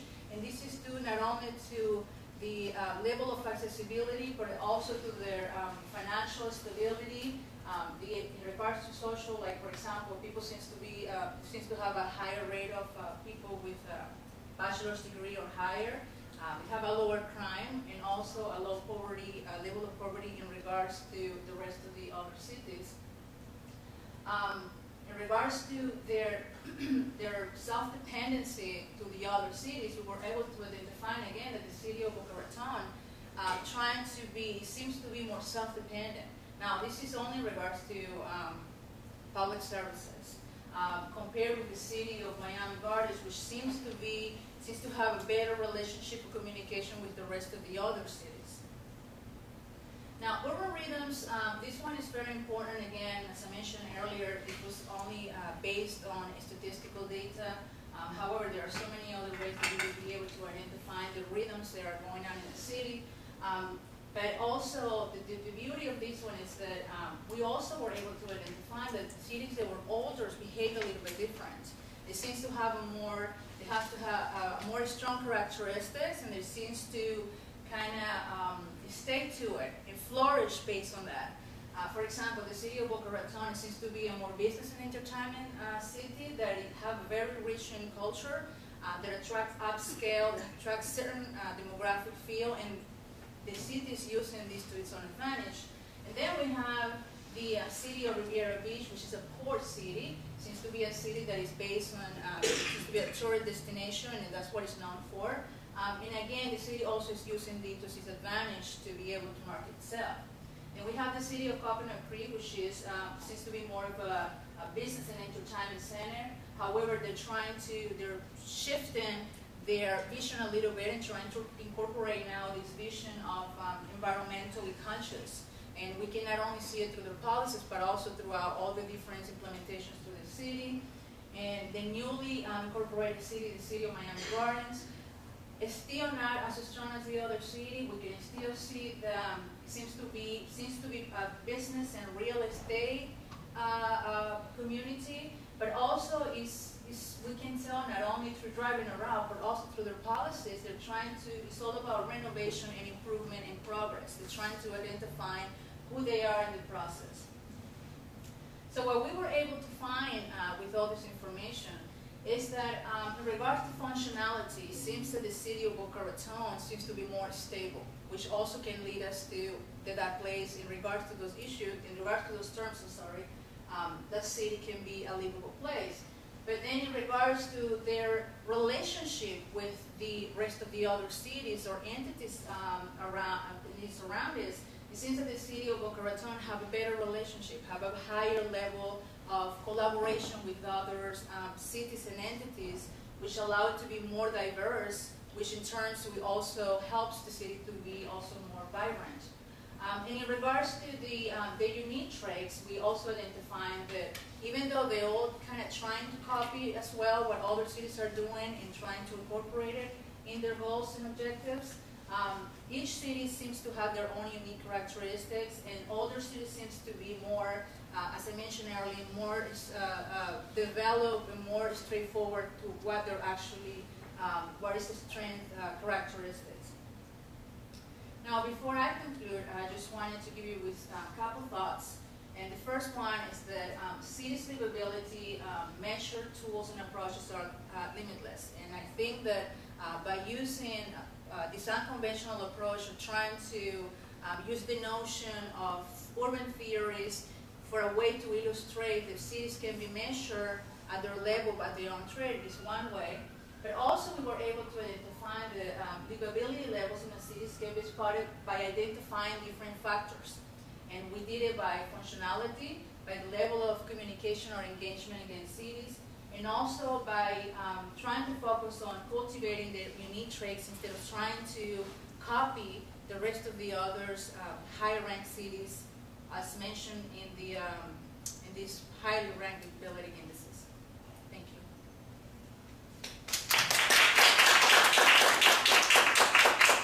Okay, our discussant for this paper is very eminent call me Dr. Onan.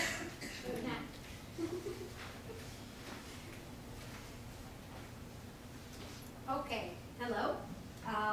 Actually, I had the pleasure of seeing the first version of the paper and then the revised version of the paper, and I'm happy to say that, the paper, I think it offers a very coherent and strong theoretical background, especially in the context that it is located.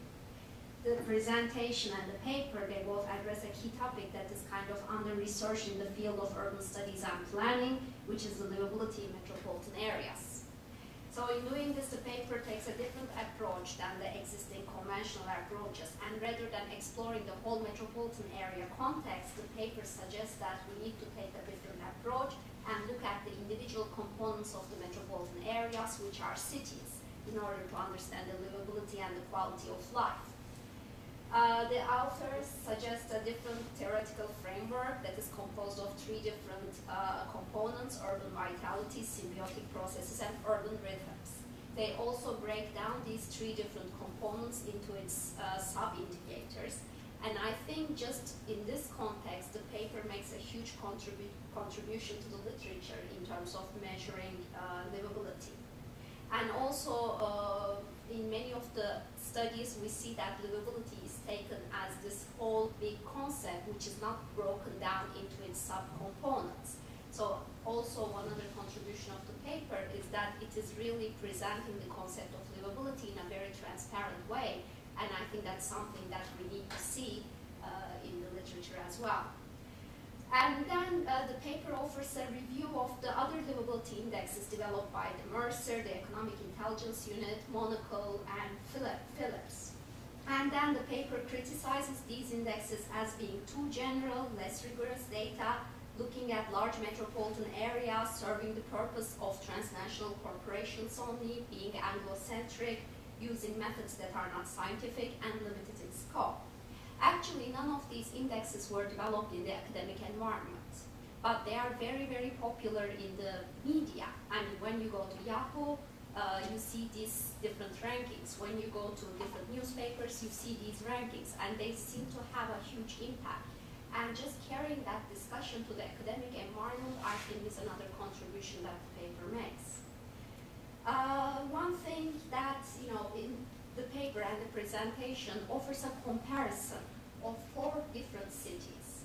But the paper, I think, needs to compare the indicators of these 4 cities to the overall metropolitan area context. By this way, the paper is going to offer more coherent approach, and the comparison that you make between 4 cities will make more sense because you're comparing it to the same level or same geographical unit. And the other thing is that the selection of cities. I know that you have offered the explanation of why you selected kind of those cities, but still I think that it looks random. I think if you're going to select any 4 cities, they need to be more comparable in terms of the population size, population density, or other kind of approaches, and that should be stated well. And also, one more comment is that in the overall conclusion and the suggestion part, in the revised version, I think it's much more developed, but still, why are you doing this study? Will this study lead to a more or less even distribution of urban assets between different cities? Should all the cities in one metropolitan area have the same level of livability? Why or why not? What do we gain by comparing these cities? What are the policy implications of this? In that respect, I think the paper needs more development. So basically what I'm getting, if I would like to associate this with the more popular studies, if I'm a person or a business that would like to move into a metropolitan area, are you pinpointing the most suitable location for me? And is this something that is really contradicting to the existing ones or complementary to the existing indexes? I see it as more complementary. And these are my questions and comments, and I would like to open the floor to discussion. Yay!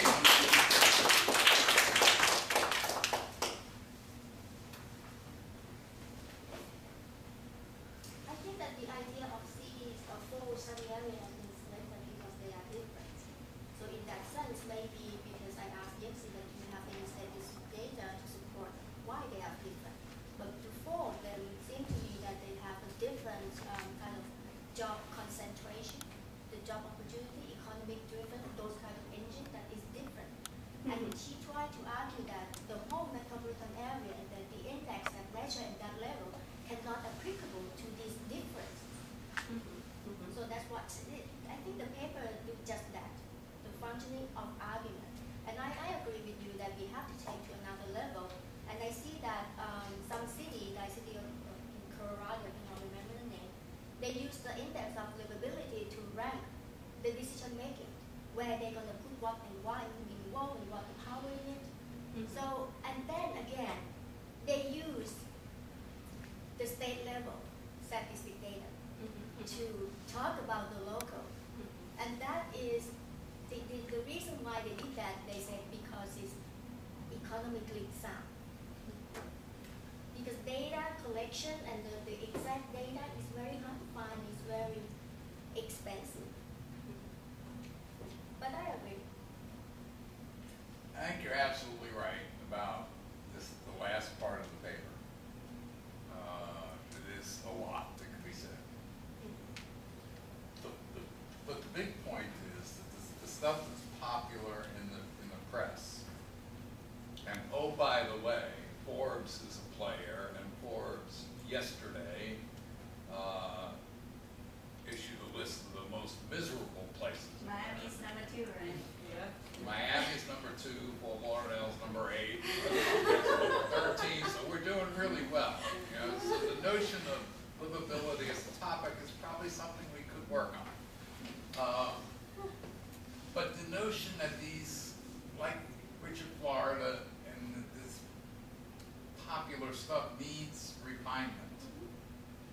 But the notion of, I mean, the original idea, which we didn't talk about, was to get the numbers for Florida from Mercer, and then recalculate Mercer for every city that had its own socioeconomic data.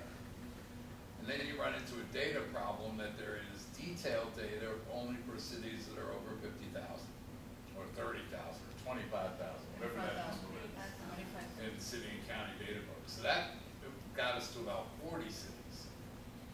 And then that would have been interesting, to calculate Mercer-type indexes for 40 cities and show the internal variation, and yes, where should the transnationals go to? Doral. They should go to Doral. That's not a bad location. and then we make money doing that. Okay, so, but then we sort of, we ran out of time. And blah, blah. So we sort of picked these 4 cities. Partially, they are truly random, but they all tell a story. One is the Coconut Creek is the sustainability city in Broward. Boca Raton has always been sort of the Boca Raton thing. We wanted to do rich and poor, and Miami Gardens was an example of a new city that was trying to do stuff. So there's this poverty thing, there's a geographic thing, there's... All right. Thank you, dear. You're out of time.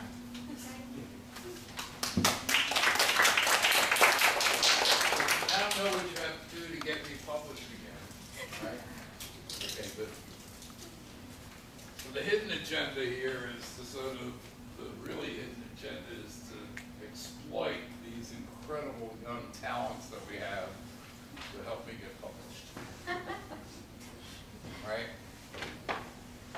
There they are. Okay, so the last hour, I get an hour, actually I get the same amount of time,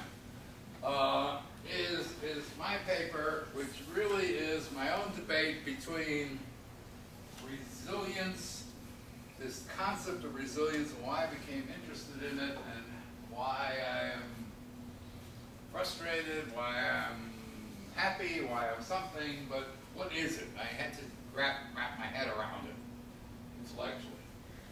And what I sort of came up with is that resilience is one response to a situation. And another response to the same situation is transformation. And I sort of teach in a planning program where I've been told that I really should be transforming places or things wonder why I would want Opelika to be resilient. Or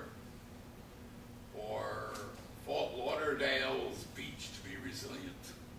But really Opelika, or Riviera Beach, or even the School of Urban and Regional Planning. Why would I want that to be resilient?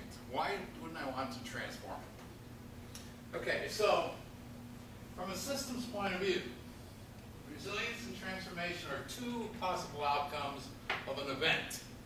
And the event could be a hurricane, but it also could be a slow-moving molasses emergent pattern. It doesn't matter.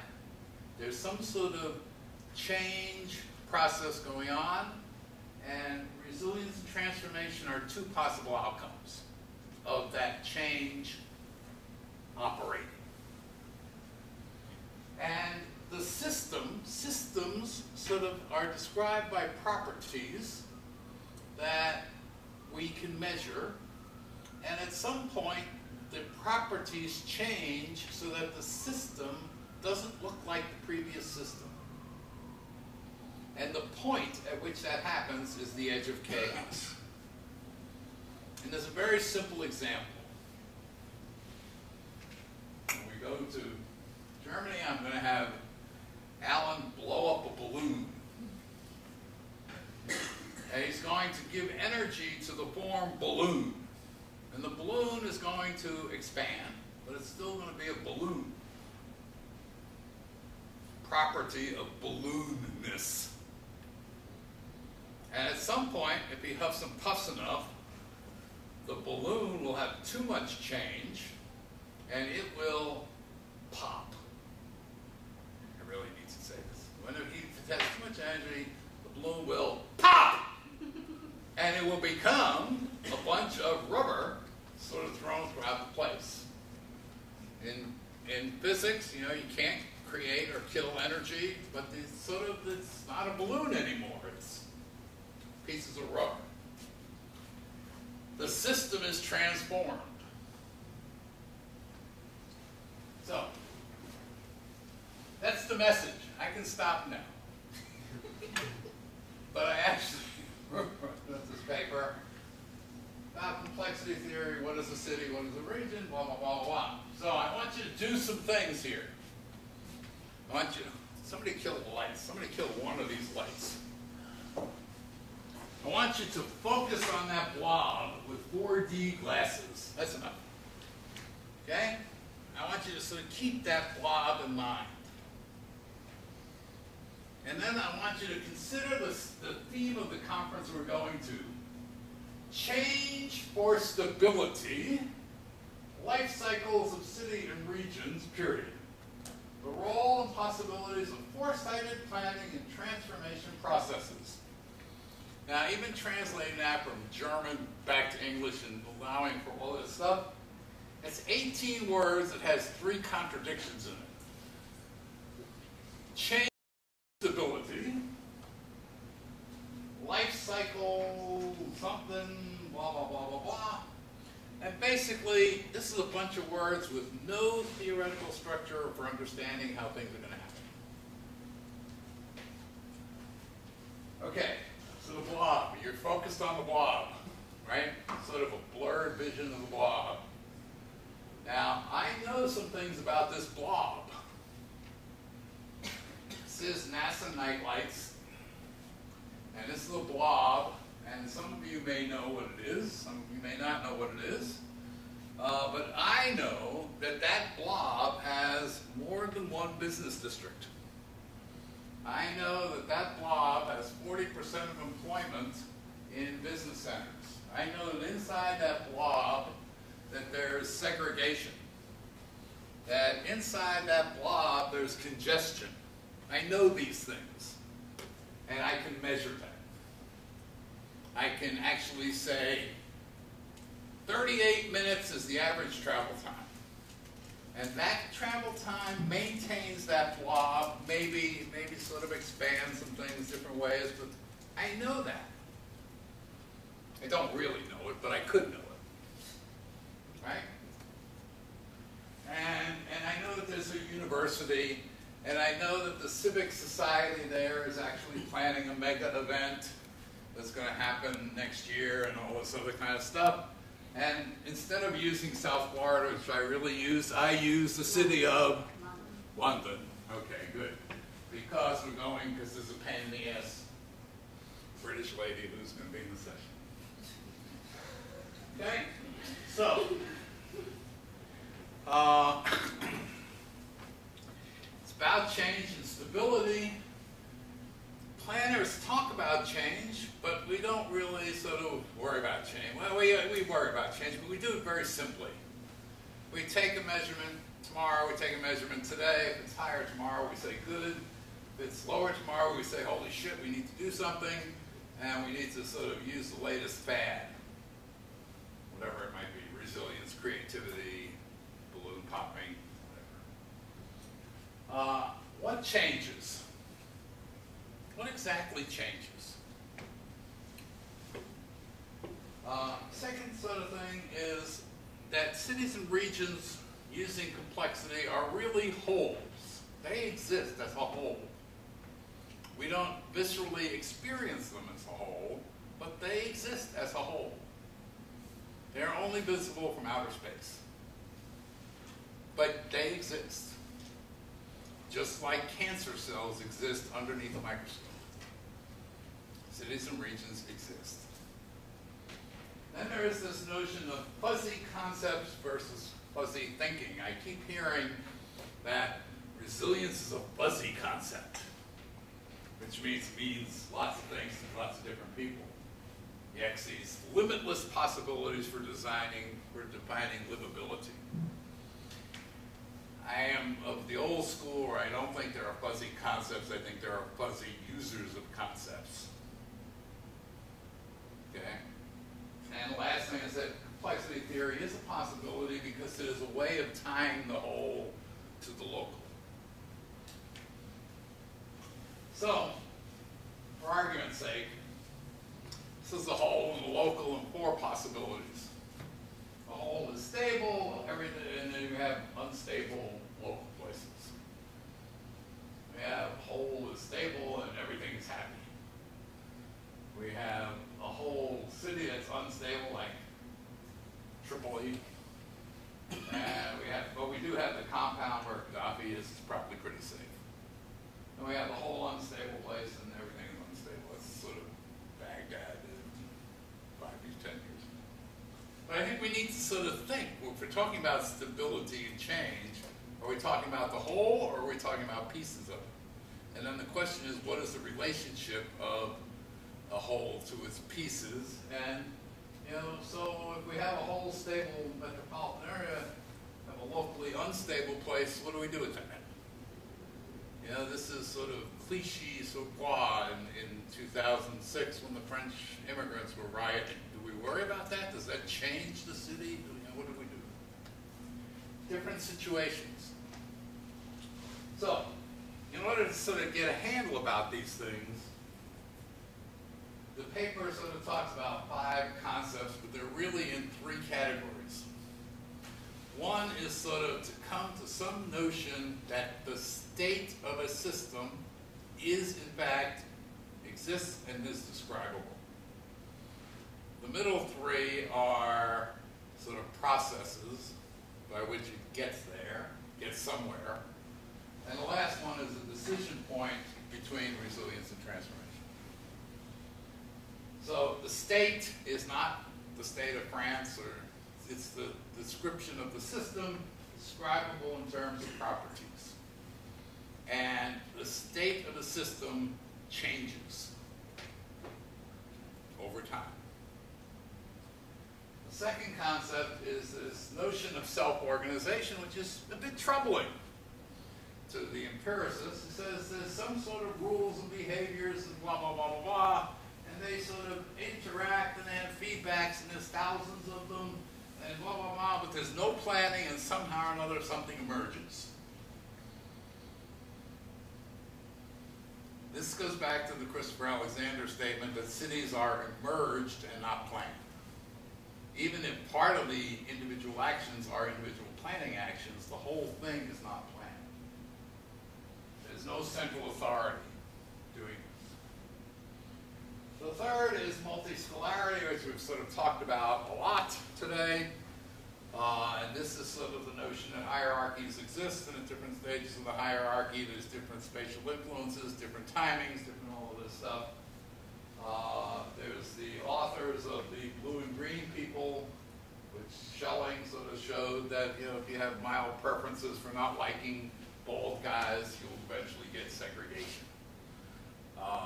But it also talks about polycentricity in governance, and sort of a whole set of different kinds of concepts about how these different scales work together without the hyphen, but it's all an integrated system.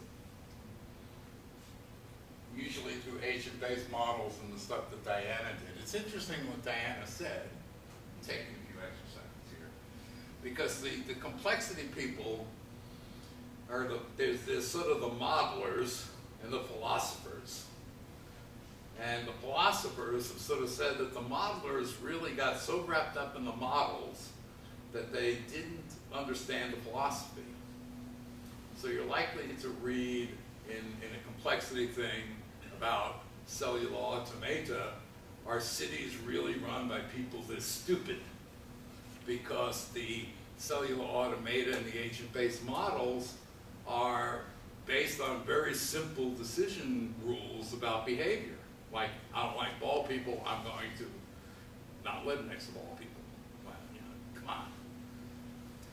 And so you actually do find the word stupid in the respectable academic literature. So nonlinearity and surprise, this is sort of the notion that things are not all ordinary least squares regression. Some things are curved, some things bend back on each other. There are jumps, things move from different states. In fact, an evaluation study is really a study of a before and after effect of an intervention. You really want it to change, don't you? After you are in that neighborhood. And then the last thing is this sort of notion of inhomogeneity, which I think the long wave paper started to get at, which was this idea that the causes that help you get organized at some stage in your life cycle are different as you progress throughout your life. So the things that were important to us as 3-year-olds are not important to us now. Okay? And it's the same thing for cities. So, you know, there was nobody sort of saying in the early days of North American cities, let's have airports. But now, in fact, airports guide development. So there is this very famous human ecologist from Britain in 1917, Darcy Thompson, who said, growth creates form by sort of allowing the new use in, and form limits growth. So you think about that. If you have a plant that sort of says, this is the form, this is the plant for our form, that is actually inhibiting growth. So, it's at a decision point. The relationship between it exists or it changes is the edge of chaos. So there are 3 possibilities in this system's point of view. One is that the drivers that create the pattern expand, they change a little bit, but the pattern really doesn't change. The good example is the price of gasoline. Okay? We are inelastic to the price of gasoline. Our behavior is inelastic to the price of gasoline. It appears. Okay? The second is that the value of the driver reaches some value where it's no longer inelastic. It becomes crucial. And the behavior of the driver changes. In this case, the car driver. Okay, so at $8 a gallon, we might take public transportation. But up to $8 a gallon, we are resilient to that change. And then, you know, and then as it gets higher, the system breaks. So this is really nothing more than the economist or ecologist view of elasticity of the driver. So in this context, resilience and transformation are opposites. A system will be resilient up to the breaking point to its drivers, and then it will break. The balloon. The driver is Alan's breath. When it gets too much pressure in that balloon, it pops. The other obvious example is gasoline prices. So the second question is, what is a city and what is a region? And we all have degrees in this thing. And so if I asked you what was a city or what was a region, it would be interesting to see what you would say. But Bogart tells us the things that I knew about the City of London. And he's very reluctant, I might add, to do that. And he did not make up this chart. I made up the chart out of his words. Because he's very reluctant to tell anybody what a metropolitan area is. You live in South Florida, tell me about what is a metropolitan area? It's an underdeveloped question. But we talk about it because we've had this communicative term. Okay, so I argue that we can, in fact, describe things in terms of those properties. So what is this resilience thing? And why and where would we want to think in terms of resilience? And are we thinking in terms of normal life or events? So the old Comprehensive Planning Act didn't say anything about the Olympics or the Super Bowl or the hurricane. We seem to have become event planners for good events and bad events. We're going to change the name of the department to the Master of Urban Event Planning. Okay? MUEP. So what are we doing? And what does it have to do with stability? I mean, do we want stability? Well, yeah, we do want stability. So there is this cult of stability. We want stable growth, right? We love stability. Anybody want to live in an unstable place?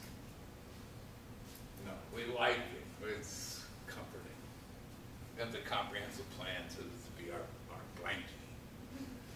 Okay? But it is about change. And various people talk about ecological stability, economic stability. And then they talk about change, but normally there's no reference. We're going to change it because we're going to change it, and it's going to be better.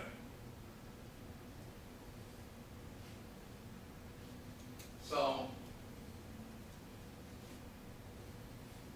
was New Orleans resilient?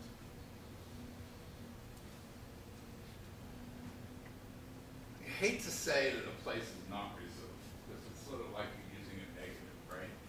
You don't want to say anything that's negative about anything. You know, I'm convinced the city fathers of New Orleans, and they all are fathers, sort of think of themselves as resilient. French Quarter's back. You know, the highways haven't collapsed recently. But New Orleans is, as a metropolitan area, and even the city, is only 60% of what it was in 2005. There are vast areas of places that the signs that are tacked to the trees instead of home repair say house removal. And the new development is actually beyond the wasteland that was flooded. So they've actually leapfrogged. It's actually become even more sprawled. They've just given up. It's not a resilient. New Orleans in 2005 was not resilient to this change. It is changed. However, we don't want to deal with that. We like to deal with psychological resilience. The difference between I feel that I can do better. I have withstood. I'm from New Orleans, I'm still here. Yeah, but your city is changed. So this is the cause of confusion. The notion between sort of a psychological resilience of the actors and the scientific resilience of the property of the place. This is the problem. So can you have both? And so this is a bit of algebra. dP is not me. dP is the change of property divided by the change of time, over time. And I sort of formulate this as a statistical hypothesis, much like the elasticity of ecology and economics. So at some point, up here, there's the change in the properties over time is nothing. This is resilience. And if it does change, then it's transformation. And so this is like a pair of hypotheses. This is the null hypothesis. This is the alternative hypothesis. And those of us who know statistics know that you cannot accept both at the same time. Unless you graduated from FIU. Then you back know that you can do that. Okay, so to sort of illustrate this, I have 4 stories, and I'm going to go through these quickly because there is in the world, despite our urban sprawl notion, there are places in the world that want to decentralize their metropolitan areas.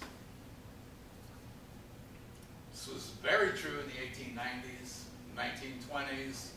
Of the industrial city, we needed to clear it out. We needed to create parks. We needed to get the people the hell out of the center.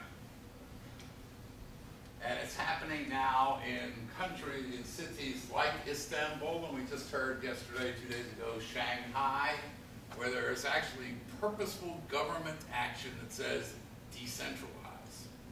Create new cities here, here, here, and here, and here, in some sort of polycentric notion. These are transformations. These cities are not resilient to the changes in the economic forces that are in the world. Transformations. Another sort of example, not quite at the metropolitan scale, is this notion of airports. So airports are economic nodes.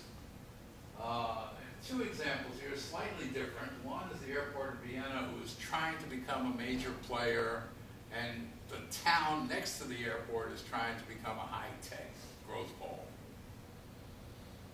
Well, I think it's sort of, initially it's transformation. If they get started, they will want to be resilient to the notion that they are, in fact, becoming a growth pole. It's a bit confusing.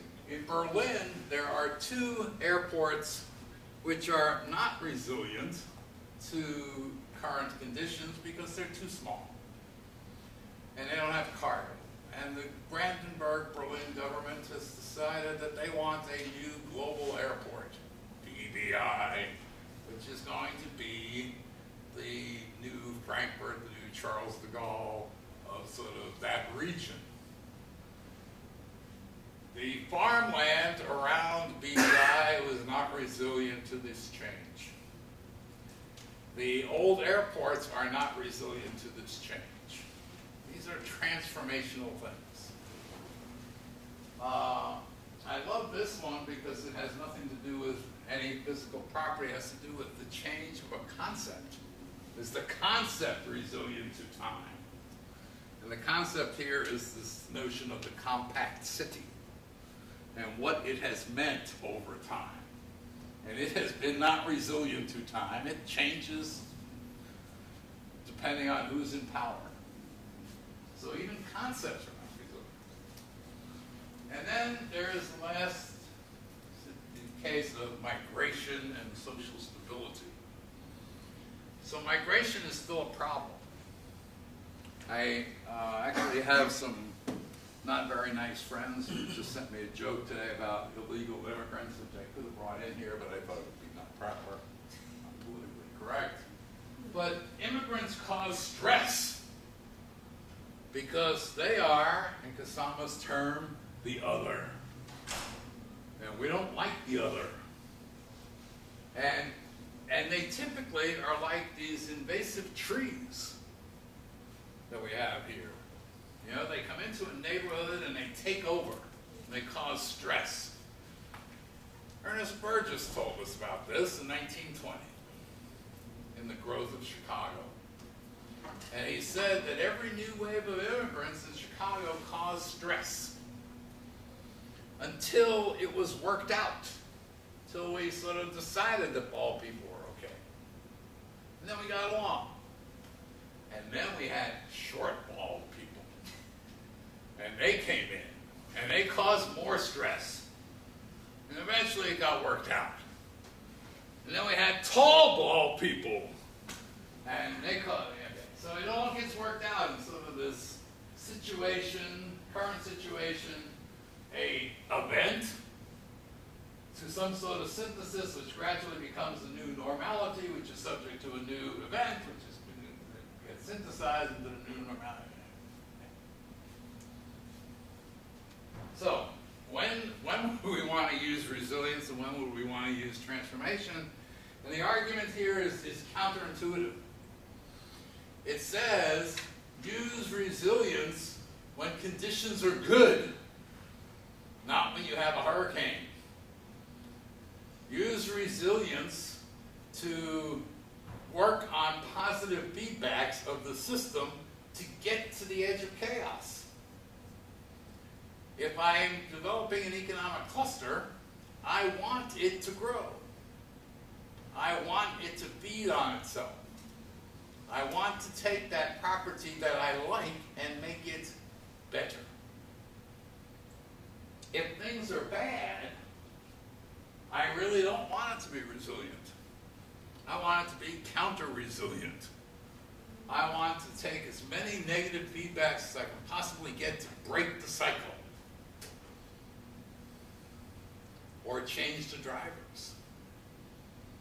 I don't want it to be resilient. I don't want Opalaka to be resilient. So, thank you for your attention.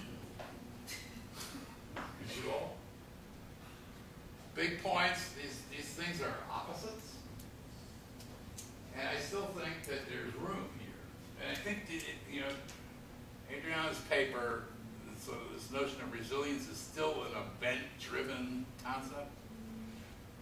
There's more to it, and we're really just the start. And so that's where I'm going to leave this, and I'll give you the pointers on you. Yeah, leave that on.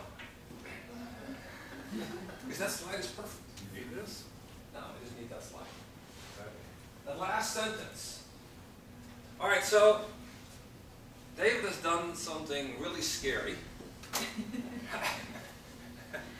I actually was thinking about this paper this morning when I took a shower. And that's actually kind of good because it did what I think this paper intends to do, which is really make you think about this idea of resilience. So what I have are a whole bunch of scattered notes and brain farts, but they came about reading this paper and reading it again and thinking about it and also about just listening. And to me, what is really interesting is this last comment. Resilience could be a useful metaphor for spatial analysis, design, and planning. When I started reading this paper, I thought, this is all about semantics. And when I actually finished reading it, I'm like, no, there's really much more to it. You know, there's really more to this idea about, do you want to be resilient? Do you want to have transformation? And the question to me is, what is it that we're planning for? So the first thing I started doing is I started thinking about, why do we all talk about resilience? It's really a fairly recent word in planning. Right? And I think about all the other words that we use nowadays. And the first one, of course, that came to mind was sustainable development. And I'm like, you know, I don't like sustainable development anymore. don't understand the concept. There's all these things that are contradictory in it, but it served a purpose. And when sustainable development was first introduced in 1987, it actually changed the way we thought about environmental problems. It changed us from thinking about environment and economy were two opposite sides to, wait a second, they're really not. And if you really think about it, they should really be together. I think this thinking about resilience is the same way. It changes the way we think about planning. So when you were just presenting, right, I was thinking about the stuff I need to light because otherwise there's no way I can complete Lights. And not that the lights will do any difference without the glasses, right? And I thought, so if we would all start planning for resilience, what would that mean? All right, so this is my little thing. A racehorse has an extremely high value. $5 million, $6 million, good racehorse, right? They're fantastic athletes. They're elegant, they're beautiful. But basically all it does, it runs very fast. And in fact, the resilience of a racehorse is pretty much nothing, because as soon as the thing stops running fast, we get rid of it. Now, if you think about it, and if you translate that to planning, if we start, so the question then to me with a racehorse is, so if we want to be thinking about resilience and horses, then we all want to have workhorses. So if you plan for resilient cities, I think you plan for different cities than what we do now as planners. I had never realized that until I really started thinking about what that resilience means.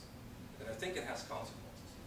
All right, now that I've babbled on for the first couple of minutes, let me go to my response to some of my notes here.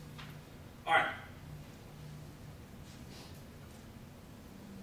The one thing where I think I might disagree is that it all comes down to the definition of resilience. Right? And David had this thing in there, the psychological definition and the ecological definition. And it seems that we all kind of hang towards the psychological definitions as planners. When we talk about it, well, we probably should use the ecological one. But the thing that, and David says in the paper, resilience is the ability of a system to absorb change without, and that's a key word, without altering its fundamental state properties. And I don't know if I agree with that.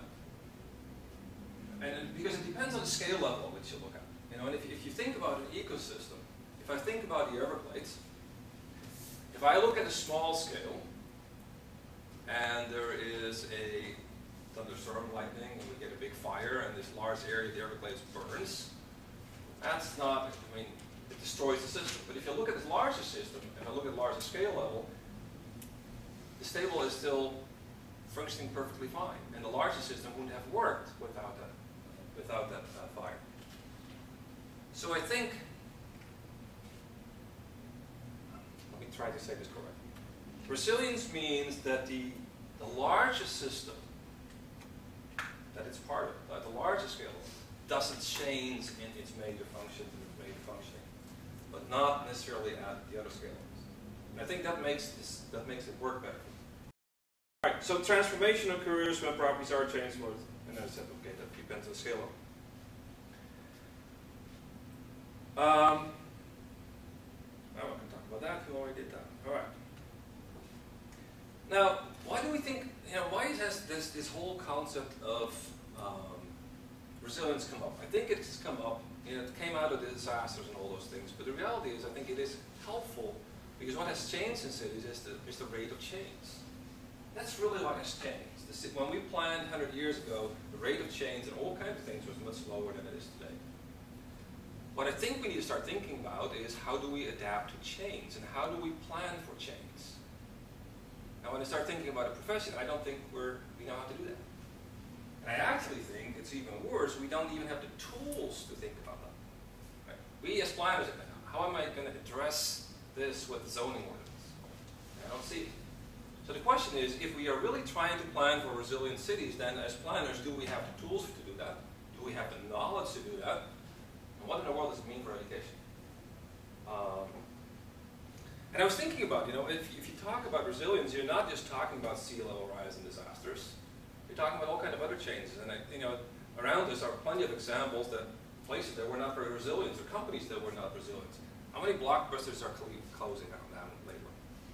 We're not resilient. Their business model did not work for this internet stuff. Borders closing down. Sound advice closed down. What else? We have a whole bunch of these places that have closed down because they were not able to deal with chains. There's going to be more chains. I know my wife doesn't shop anymore, she says. It means she doesn't go to the mall anymore. She shops online. It changes the dynamic. It changes the dynamic of cities, and a city is only going to be successful if it can deal with this kind of change. So I think this idea about thinking about change is really important. All right, so then here's some final comments, because I'm sure I'm running out of time. The first thing is this idea of transformation. And you confused me when you asked Nick to blow this balloon, all right? Because when I think, or Alan, what was yours? I'm sorry, Alan. Because when I think transformation to me has a qualitative connotation. It means going from one state to a better state. But that's not the way you use it. It goes from one state to another state, and the other state could be destruction. Or better. Yeah, but it doesn't really, I mean, but if I start thinking about using the word transformation, it has those same kind of problems with, you know, what do people actually mean by it? Then I was thinking about this edge of chaos, because this edge of chaos has me really thinking. So my daughter is starting to walk, right? And let's think of a stable first. And I realized that when she is walking, at every single moment, she is unstable. And actually, when you and I walk, every moment we're out of balance. But the act of walking itself is stable. And there's something to that makes you think about, what does this stable mean in the larger level, at the higher, at the lower level, and how do you deal with these scale levels? And I'm not sure where I'm going with that, now that I'm saying it out loud. It made so much sense when I wrote it. But there's something about the stability. Things can be unstable, but the whole can be stable. Processes can be unstable, but the whole can still be stable. And if you make one part of it stable, the whole system can all of a sudden fall apart. And I think there is more to that. All right, so then my final thing is this edge of chaos data. What I'm missing in the edge of chaos is that when you're talking about it, you're saying something pushes it to the limit and you're at the edge of chaos. But then it could be something else that pushes it over the edge. And I think trying to figure out how all these changes that are occurring, all these changes that occur at the same time, at different time levels, at different speeds, coming from different directions, trying to figure out as planners how we deal with that is really going to be the challenge. And I have no answer, except that we're going to have to try to figure out how to teach this stuff. What do you think? Yeah, no, go ahead. This paper is really very conceptual. So, but there is a slide that says if you're going to, you have to deal with change, and it has to be in relation to something. So you're going to fix something as the object of change. You have to do that analytically. You have to sort of say, I want to go from this property at this level, 38 minutes of congestion to 25 minutes of congestion, something else. That's the change. There is somewhere in the system of all these scales interacting here, complexity theory, which I don't know how to do, but there is a point where we can break the system of the 38 average commute to the 25 average commute. But conceptually, but it could also go to a 45 commute. So conceptually, the first thing is that it's different. The phase is different. We would like it to be better. We're planners, we believe in better, but it could be conceptually something else. The point is that there's a breaking point, there's a tipping point. So the sand pile actually has tipping points. You know, at what point does the neighborhood go from homogeneous to heterogeneous to homogeneous of a different color? Reds and blues. You know, you originally have a green neighborhood, and then you have a couple blue people moving in, and then it becomes heterogeneous, and then it becomes a blue neighborhood. Very well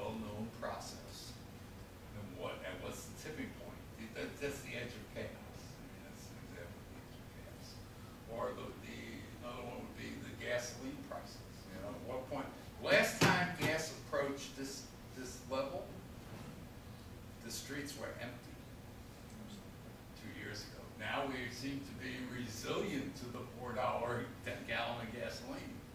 I see no difference in traffic. So we're going to be resilient up to some other level, but at some point, it's going to break. I reached the breaking point this morning when I had more than $50 in my tank. 56 last time I went, and I'm going to go up gas today, it's going to be 60. But it's an analytical concept. And it's there. So how do we deal with this concept? Should we deal with this concept of resilience? Does it have consequences for us as planners? Does it mean we need to do things differently? I think this notion of resilience thinking is more important than the concept of resilience. It's contingency thinking. It's something.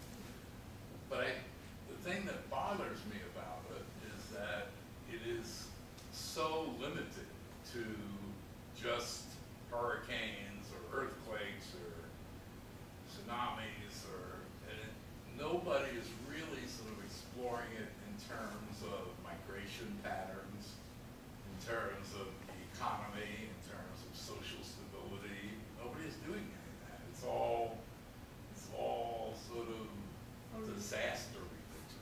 Livability is also one thing. That livability concept is one thing that can be connected to resilience until where the city is going to protect its livability. Well, no, I mean, livability is the next big word. The next UN summit on the global society, which is going to happen in 2 years, is going to be on livability. And we're going to start puking livability. And the big question being is if we're going to spell it the British way or the American way.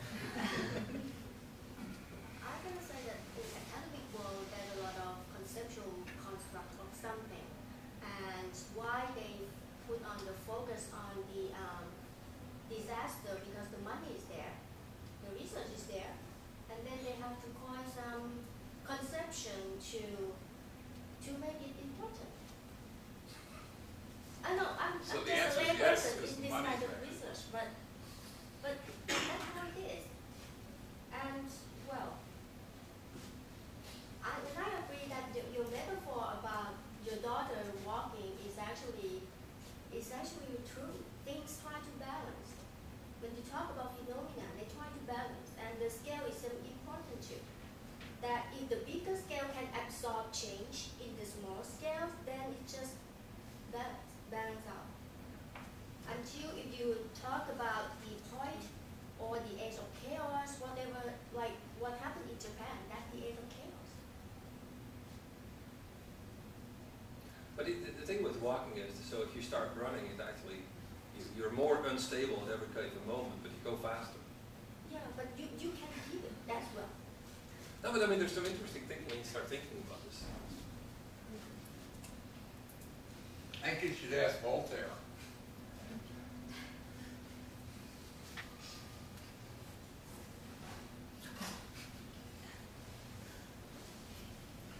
Okay, so anybody have any comments about anything in general? What does Marx say about the resilience? Huh? What would Marx say about the resilience? Marx? Until what point the things are going to reach to a point of chaos, and then self-destruction will happen. Self-destruction, but then self-organizing, and then maybe it's a cycle. Yeah. Yeah, things just not stable. Things change. I know what Marx would say. Marx would sort of say, based on Hegelian dialectics, things change. And it's structural. It's probably long wave. But he was wrong. And it has to do with conflict and exploitation of self-organization. He's probably rolling over in his grave as we speak. Because he had a birthday 11 days ago. Absurd.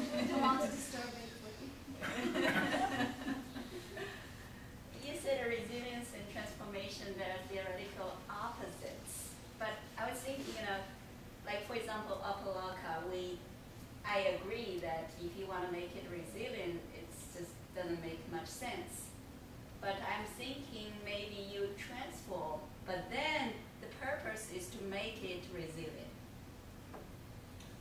I would think so. So that means they are not really completely opposite concepts. They're more like, you know, working together. But okay, so the interesting thing with resilience, though, is that there might be things that you don't want deliberately designed so that they're not resilient. You know, when you think about hurricanes, about soft structures, they're designed to be destroyed. It's okay. You rebuild them. And there might be other things that you actually don't want to have be resilient and go to these short cycles. But we're going to have a conference on a resilient city, which means we should be, which is part of it.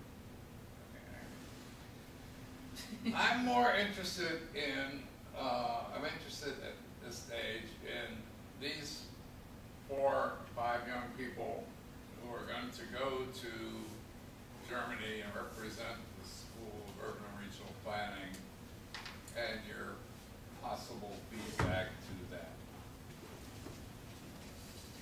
other than the formal faculty speaking part of people. So that means you, Nick, you, Anna, you, Marianne, you, Joe, etc.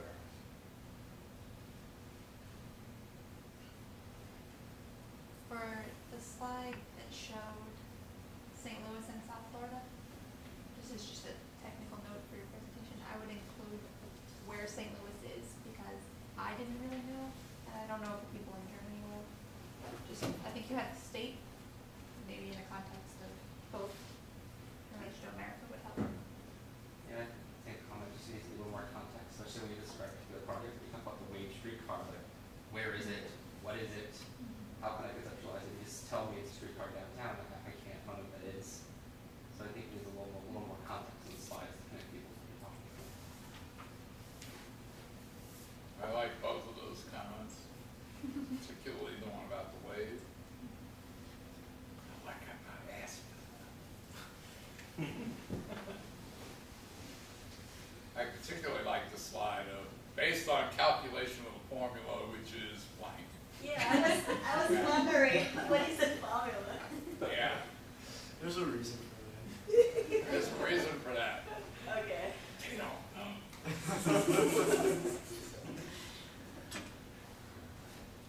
Where, in the presentation about livability, one of the, I think, the themes for the cities or the rhythms was that Riviera Beach is a tourist destination. Where does a tourist go in Riviera Beach? To the Crack beach. house. Exactly. Exactly. Like, I don't see how you can justify Riviera Beach being. I can see the port, but I don't see tourism in Riviera Beach. It's not even a port. I know. It's one company and a celebration 2-day or 2 to the Grand Pond. It was worse at one point. Coconut Creek was most famous for its boxing academy. Did you know that? And when you were finished with your boxing lessons, you could jump on the highway and go to a baseball game because it was right next to the highway. So I think that's about, I mean, Riviera Beach. I don't know anybody who vacations in Riviera Beach. Anybody here know anybody who vacations? This is a biased sample. This is all Broward people. But even if you went to Palm Beach, I'm not sure you'd find anybody who vacations. You drive through it as fast as Okay. possible. For Jenny's presentation and paper, I think a couple people talked about that you need to talk about different polycentricity a little more, and one of my notes was possibly consider suggesting a method for discovering the network and structure of the region, and therefore how you would come up with the better use.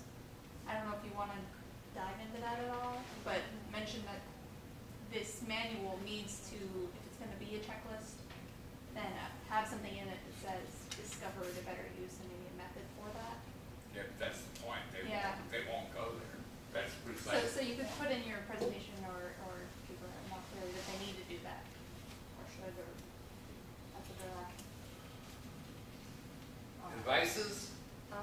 Yes, like for Jane's presentation, a little bit like when she had a slide divided into two parts, and it was like, I don't know, 100 words or maybe 200 words in half of the slide, like maybe condense it a little bit, like when you're talking about, I think when you were defining new urbanism. The whereases. Yeah, maybe those Yeah, lists. yeah, like maybe like condense it a little bit. The whereases, you're not supposed to read those. Yeah, but it's still like it's if it will be like a shorter, like a bullet pointed, it will give an idea like what it's all about, because like we could have an idea, but like other audience like maybe won't. But she did take out the word where-asses. So, which I think is grammatically correct. It's like it's a legal word, whereas. It is grammatically correct. Okay. Thank you for pointing out the small print. I did, in fact, when I got up there in your presentation, we had the table up. I went to the back of the room just to see if it was readable. That's why I got up. You have nothing to say? This is you guys might know about it already, but I saw something that was might be useful for everybody. It's a software called Prezi, P-R-E-Z-I, and very, very interesting software, and especially for if you have a complex presentation that you're going to need to go back to. You guys might know about it already, but anyway, I thought it might be very, very good for these kind of presentations. Prezi? Prezi, P-R-E-Z-I. Okay. .com. Yeah. You need to have online access to its presentation. No, you don't. Yeah? No, for guys all, are gonna for do all of awesome. you, because you have an EDU email account, you can actually do it on your own computer. Okay. Do you faculty feel comfortable your students are going to represent us well in Germany? Yes, they will.